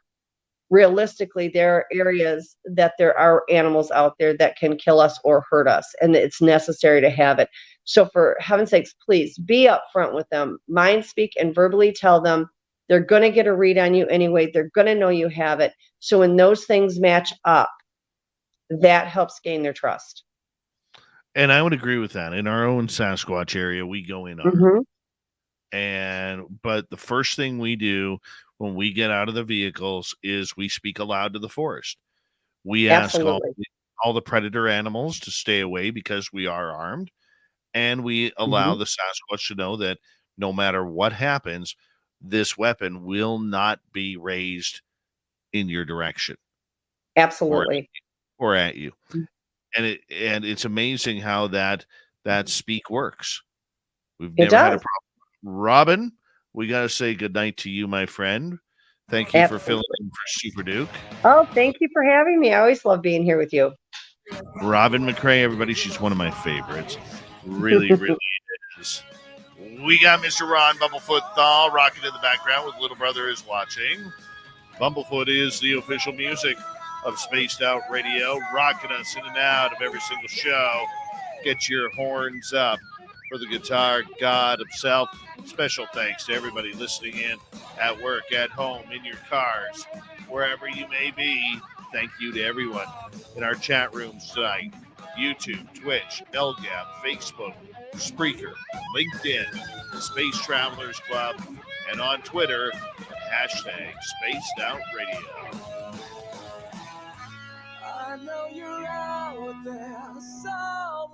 Remember, this show is copyright by Spaced Out Radio and SOR Media Ventures Limited. Thank you so much for choosing to share your evening with us, because together, my friends, we're watching. We own the night. Mr. Bumblefoot, we need a favor. We need you to take us home.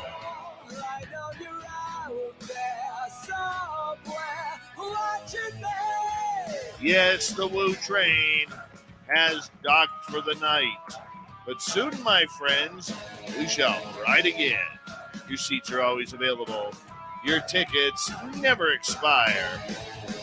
And if you want to bring a friend, we got room for them too. Good night.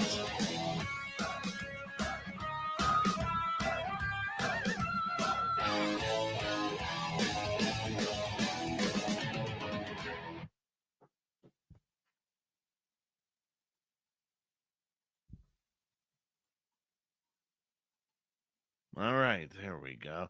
Robin McCrae. Robin McCrae. Always fun to be here. I appreciate you. Anytime. I told you before, I got you. I know. You just give me a call and I'm there. I know. Makes me feel all warm and fuzzy. Yeah. Feel warm and fuzzy all over. Well, that's good. That is good. You know, I'm very much committed to that site this year. Yeah. I think it's going to be a good year. Like I said, you're going to have, where it's really busy and then it's not, and that's normal. But I think it's a peaceful area. I think you have things that wander in now and then, but, feel the vibe when you get there. Oh, yeah.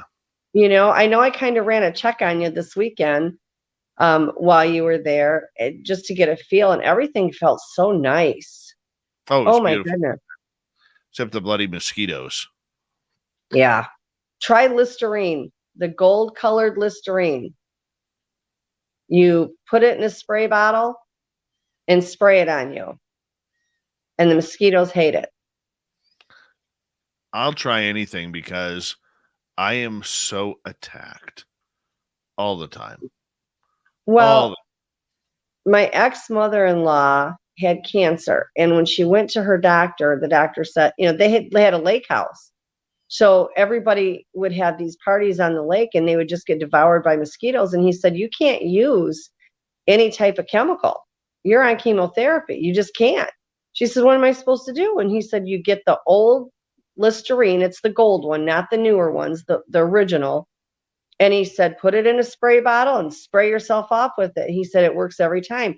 So she went out there and they had this work party on the lake and everybody got tore up and they were using all these, major deep, things and off and all these different kinds. And she never got bit once. Wow. Must be nice. I tell you what, the mosquitoes in Russia carry backpacks. When I went to Siberia and they had the mosquitoes, I've never seen mosquitoes so big in my life. They were like absolutely massive.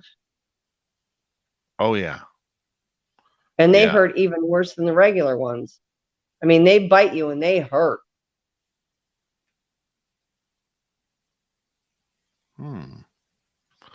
I think that's pretty much like it is here. Like ours carry picket signs, basically say, "Hey, come on out, come on out. We're waiting." Yeah. Oh yeah, bastards! I hate it. Well, yeah. Anytime you need me to, help out, just let me know. I don't sleep at night very well anyway, so I'm generally up. I would love to have you back next Tuesday if you don't mind. No, that's fine. Like I told you, I'm more than happy to help out. And I love it. I get to see you. It doesn't get any better than that. Oh, you just hush already, lady. You just hush over there. I do. I have fun with you. Like I can relax and I just feel at home and comfy and it works. Yeah, we do our best. And you and I, we have that chemistry on the air. We do. We jive. We click. Yeah. Yeah. Do you see? Go ahead. No, go ahead. Oh, I forgot my question now because I cut myself off. You said, do you see? Okay. Do you see the area where we're in being as multi-active as it was last year?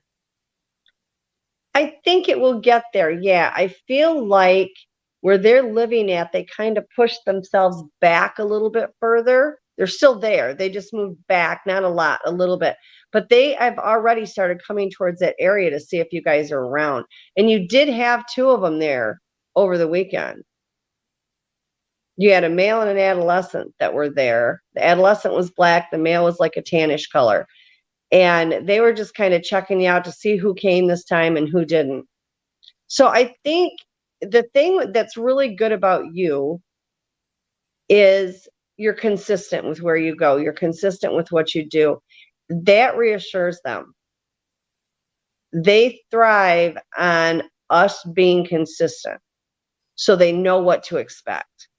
Give me 2 seconds. Paradigm Research Group is hit. That's all I needed. Yeah, and you know, that's one thing that, like, one of the lessons I've learned from you and other people is to make sure that you're consistent and doing everything the same. You know, I'm more like last year. What really intrigued me about that spot was the fact that we were getting fairy action, we were getting UFO action, whatever the hell scared us out of there that one day. You know, I enjoyed that. I really Yeah. did I just think enjoy. a group of bad ETs popped in is all. And they weren't, there for anything important, but they, and they left. That area to me almost feels like, for lack of a better term, a meeting place. And by that, I mean, it's where all the different things join up. It's kind of not a territory line, but it's kind of like that's where everybody goes to their separate corners, but that's kind of where everything conjoins. Yeah. Which is tremendous. Well, it is, and you know what? If I showed you on video, if I had a drone to send up to show how accurate that statement is, it is right. There are, when you pull down the gravel road, there are 1, 2, 3, 4 different forks in the road. It's an intersection for animals. Yeah. It Yeah, absolutely. Hey, question for you. Yeah. When you were in Vegas, and this could be completely off the wall, but it's been bugging me since we got on the show. Were you guys messing around with one of the fountains there? No, not at all. We didn't even go into town. Did you see anything by a fountain? Because they're talking about one of the fountains and somebody getting wet. And I don't know who it is. I don't know what it's about, but they are insisting about somebody getting wet with a fountain. No, I wasn't near any fountain. It's got to be somebody they saw there then, because they keep saying silly human. And I said, what's wrong? And they said, and they show it to me, and they're like climbing in there and getting wet. No. And they said, why does the water come from up high instead of the ground? I was like, I have no idea. Yeah, no, not that wouldn't be me. I mean, who was our Varla? We only had one cryptid person show up this year, and that was Varla Ventura. Oh, pardon me, besides Jessica. Yeah. Well, they must have seen somebody there do it, because I don't know who it is. It's a man, kind of stocky built, and they're like going on and on about how the water came from above, but it didn't come from rock, meaning it wasn't a waterfall. I mean, it could have been me when I went to Taco Bell, because there were tears of joy flowing there.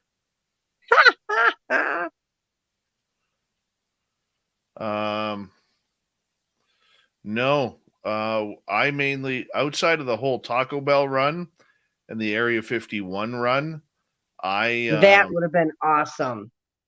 It was, it's funny because random guy, he looked at me and he's like, "Are you crying?" Like, yes, I am. This is emotional for me. Yeah, that's all right. Oh yeah, nothing wrong with that. It just means you care. Yeah, and I could have I wish I would have had another 5-6 hours out there. There's nothing there outside of the little alien. There's nothing there. And, you don't want to disturb the locals because they're probably sick of, the tourists and everybody coming in and wanting to talk aliens and UFOs and all that stuff. But see, I would rather be out like that than I would be in the city.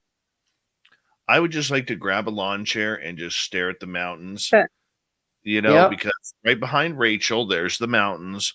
that lead to Area 51. And I would just love to stare at those mountains for a few hours and just meditate on Yeah. it. You know, well, they've got a lot of the tall whites that are back there in those mountains too. Apparently, you know, it's so funny you mention that.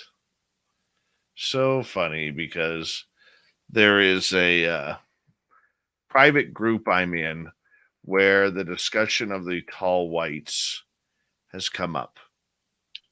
Yeah, and you know, I've often wondered, not that they'll tell me, because I think there's probably been different kind of alien races that were crossed on that father's side, but I have really and truly often wondered if the tall whites were used in that genetic makeup on the nuclear side, the dad. And the reason I say that is not only because they're tall, because there's lots of ETs that are tall, but they are so highly protective of their family units, the tall whites are, especially the children. And the cryptids are, you know, all the same way. But, you know, that could just be a fluke. But I've often wondered, because I know, like, on the human side, depending on what they've crossed them with, it just, you know, it's kind of random, and that's where you get the different types. So I wonder if it's not the same on the ET side. Yeah, those tall whites are supposed to be back in those mountains in Area 51. Did you ever see the movie about the gentleman that worked at the weather station for Area 51? And he interacted with the tall whites every day.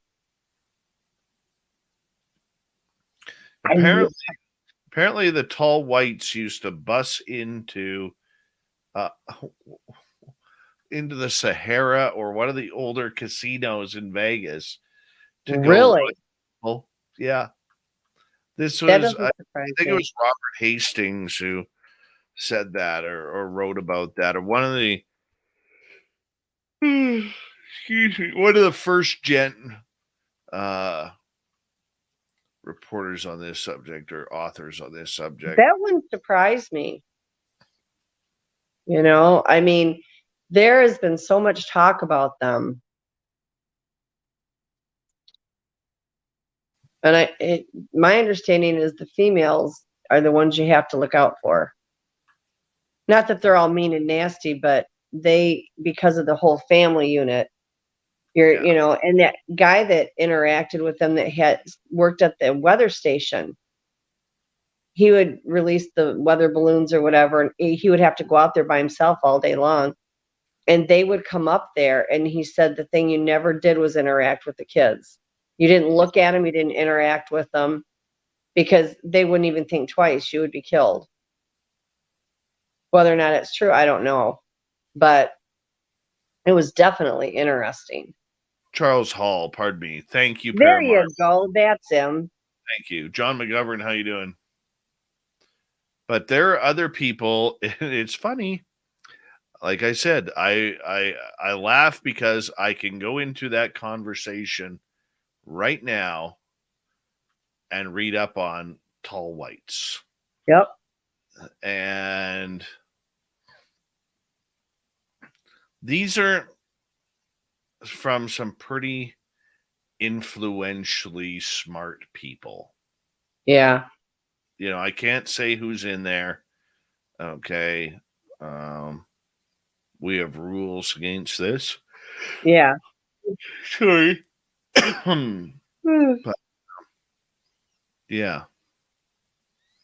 That's just... Yeah. There's not a whole lot I wouldn't believe about it. Like, there's just so much that goes on. And, you know, the tall whites have lived on this planet for, oh my God, ever. Along with a lot of other races, but it wouldn't surprise me if they showed up at a casino and went in it. It really wouldn't. Like, I know different states I've been in where I've seen ETs that are literally walking around. I mean, I've got a picture of one that's like it looks like the head is really weird. It looks like the head is almost saucer shaped, and it's green on top and white underneath. It was like sleeping up in the tree. Oh, really? Yeah, my front yard. And I'm like, okay. I mean, there's so much out there that we are just unaware of its presence.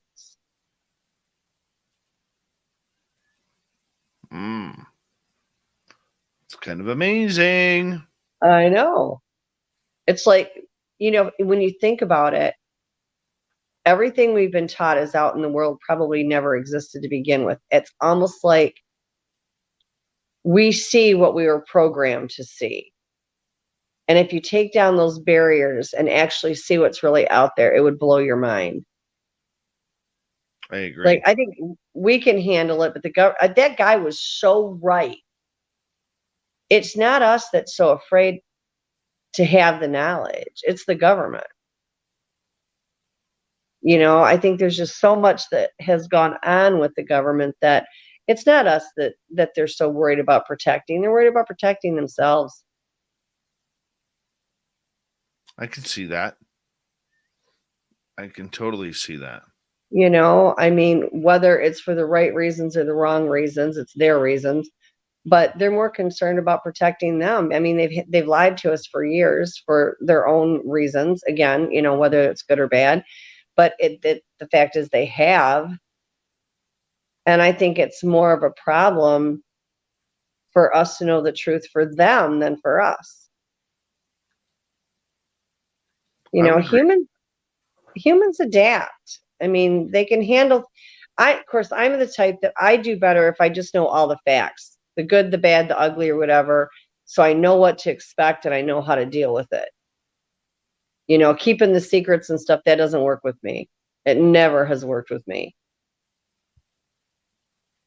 But I'm kind of skewed too, because the world I grew up in isn't like the world that everybody else grew up in. I mean, this stuff was just the normal for me, so it wasn't as hard for me to accept it was there. Right. I can see that. I can totally see that. All right. Let's see if there's anything for you here in the chat room here. Hi, Maureen. How are you?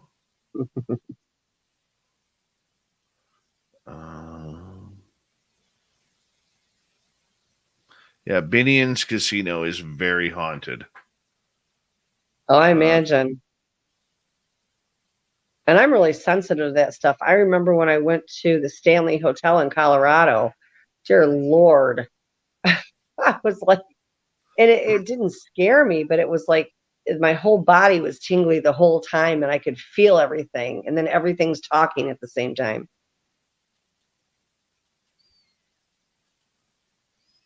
Let's see what else we have here. Debbie Lavin, welcome. Woohoo, we hit 200 thumbs up. All right, that's cool. That's fantastic. Cool. Give me it'll be fun to come back Tuesday. What are you going to do with the Dukester gone all summer? I don't know yet. I mean, I got to continue the Crypted report somehow. Yeah, people seem to like it. Yeah. Hey, have you heard from Carter Bouchard recently? No, I don't normally talk to him. I know I've seen him posting. Yeah. And that, but I'm not really, I mean, I know who he is, but I mean, we don't talk. He's a good dude. Really good dude. I've heard he's really good. I've heard good things about him. Yeah. Oh, excuse me. I can tell it's going into Wednesday. Yeah, that hump. It's like trying to get over the hump. Tell me about it. Oh. And then with the sun rising at like 4:00 in the morning now. Not that I'm Lord.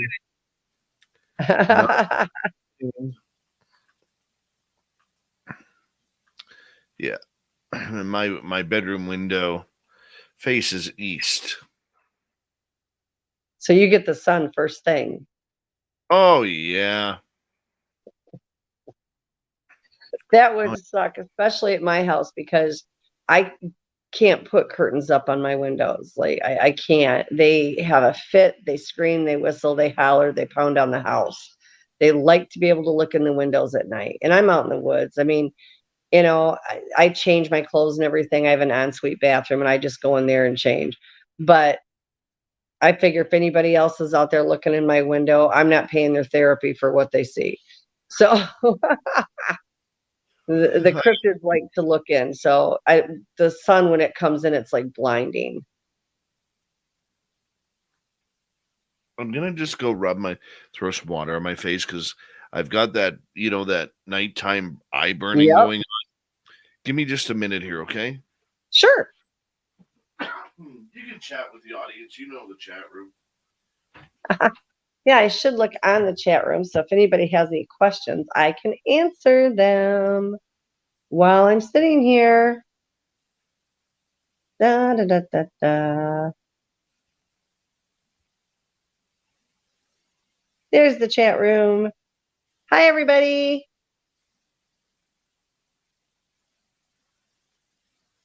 Hi, strangeness. Be careful what you ask for. I used to say that, and then it happened, and it like really, where they did the crop circle at, it has killed off all grass. It was not there the night before. Actually, it wasn't there during the day. It got dark out and got later towards the night, and I walked into the kitchen, happened to walk by my dining room window, and it was small. It was only about 6 to 8 feet around, but there was a crop circle there. And to this day, and it's been like 2 years, it still has not grown any grass there, and it's in a perfect circle.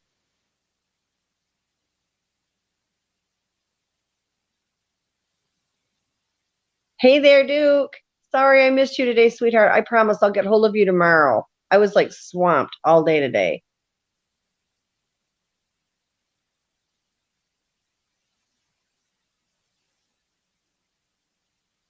I'm looking to see if there's questions. You guys, I'm not ignoring you. Oh, goodness.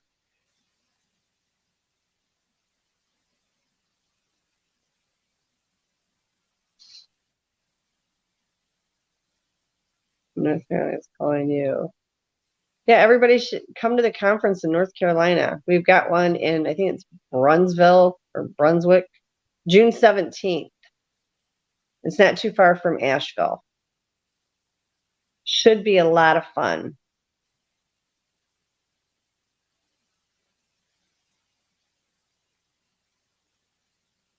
Robin will mail you video for next Tuesday. Cat Chaser, he can email me a video. I don't know which video it is, but if he knows, he can email it to me. He emails me stuff all the time.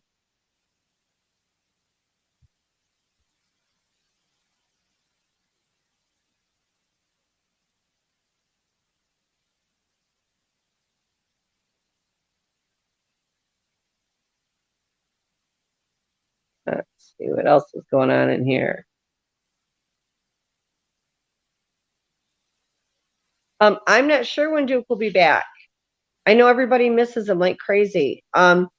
He was supposed to take some time this summer so he can get out in the research field and get some good research going. I mean, he always gets good research, but now that winter's over, he wanted to get out there and spend some extra time out there with the Sasquatch. And so I'm not sure when his date for returning is.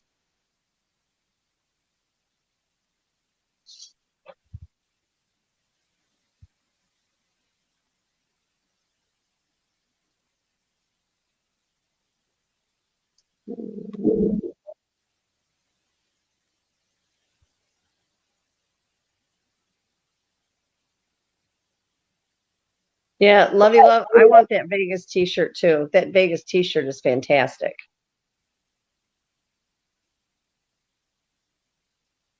But we will probably have to go to Vegas to get it.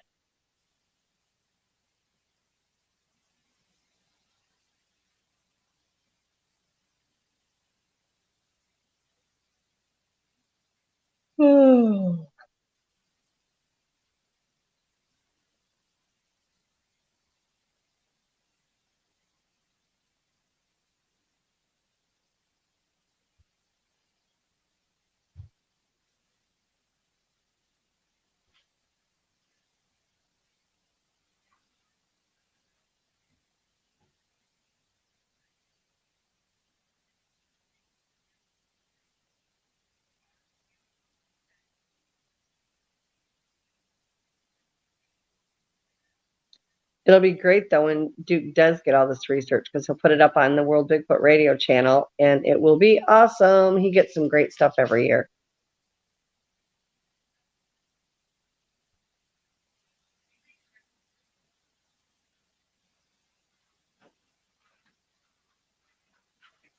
All right. Sorry about that, Robin. You're fine. Feeling better? Yeah, a little tired, but... Yeah, you got to get up early, too, don't you? 7 hours. Oh, goodness. Excuse me. Tired, but what do you do? What do you do? Wait until and I don't know what's going on with me. It's been every night for the last 5 nights. I don't go to bed till 4:30 in the morning. And I have no idea what's going on. And then outside my bedroom window, they've gutted out I have all these pine trees and scrub brush and everything there. And I have them going up and down my property, and they have gutted the whole thing out right outside my bathroom window. And you can see this big area where it's all pushed down now, where they're going in there and sitting. And you get up in the middle of the night to use the restroom, and you can hear them out there chattering.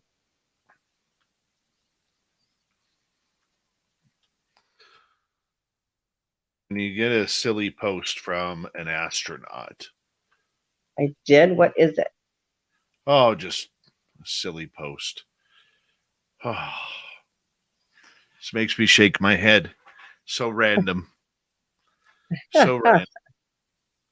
Yeah, we'll be heading back to our Sasquatch site on Saturday. Oh, that'll be great. Yeah. As long as the mosquitoes hold off. You know. Yeah. I used to try all different kinds of the sprays and stuff. And the bad thing is everything out in the woods can smell it, and they don't like the smell of it either. But if you don't put it on, you're eaten alive. Yeah. And like I said, that's what she told me. She said it was in the gold liquid of the Listerine. And she said, you just put it in a spray bottle and spray yourself all over with it. So I used to do that to the kids, and the kids said it worked. They didn't like it because they didn't like the smell of it, but they said it worked. I don't mind the smell of it. It's just, for me, it's no matter what I try, the bloodsuckers come for me. Yeah. Yep. It's terrible. Yeah. We're going to have a really bad hair this year, too, because we have literally never had that. I've been here 5 years, but my friend's been here for like 40. And there has just never been rain in the quantities that we're getting right now.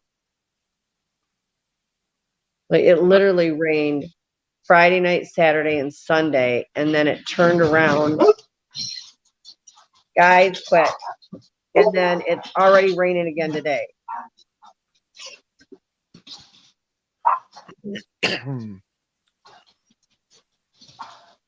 All right. Well, on that note, Robin, you go get some sleep. Yeah, we're done the downloading and everything. So thank you, Robin, for filling in. No problem. And I will be there Tuesday. Absolutely. And just let me know what I can do to help out.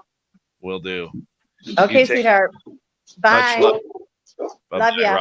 Hey, everybody. And thank you tonight to Deb ×2, Derek ×2, Jacques, Cat Chaser, Donnie ×2, Shelly, Nero, and Melissa for the amazing super chats. Very much appreciate the love and support. All of you get kids out there, head to bed. It's late out. It's time for us to say goodnight. Tomorrow night on the show, we have Tobias Wayland. We're going to be talking monsters, Mothman, you name it. We're back into the cryptid world tomorrow night. We'll see you then, everybody. Take care.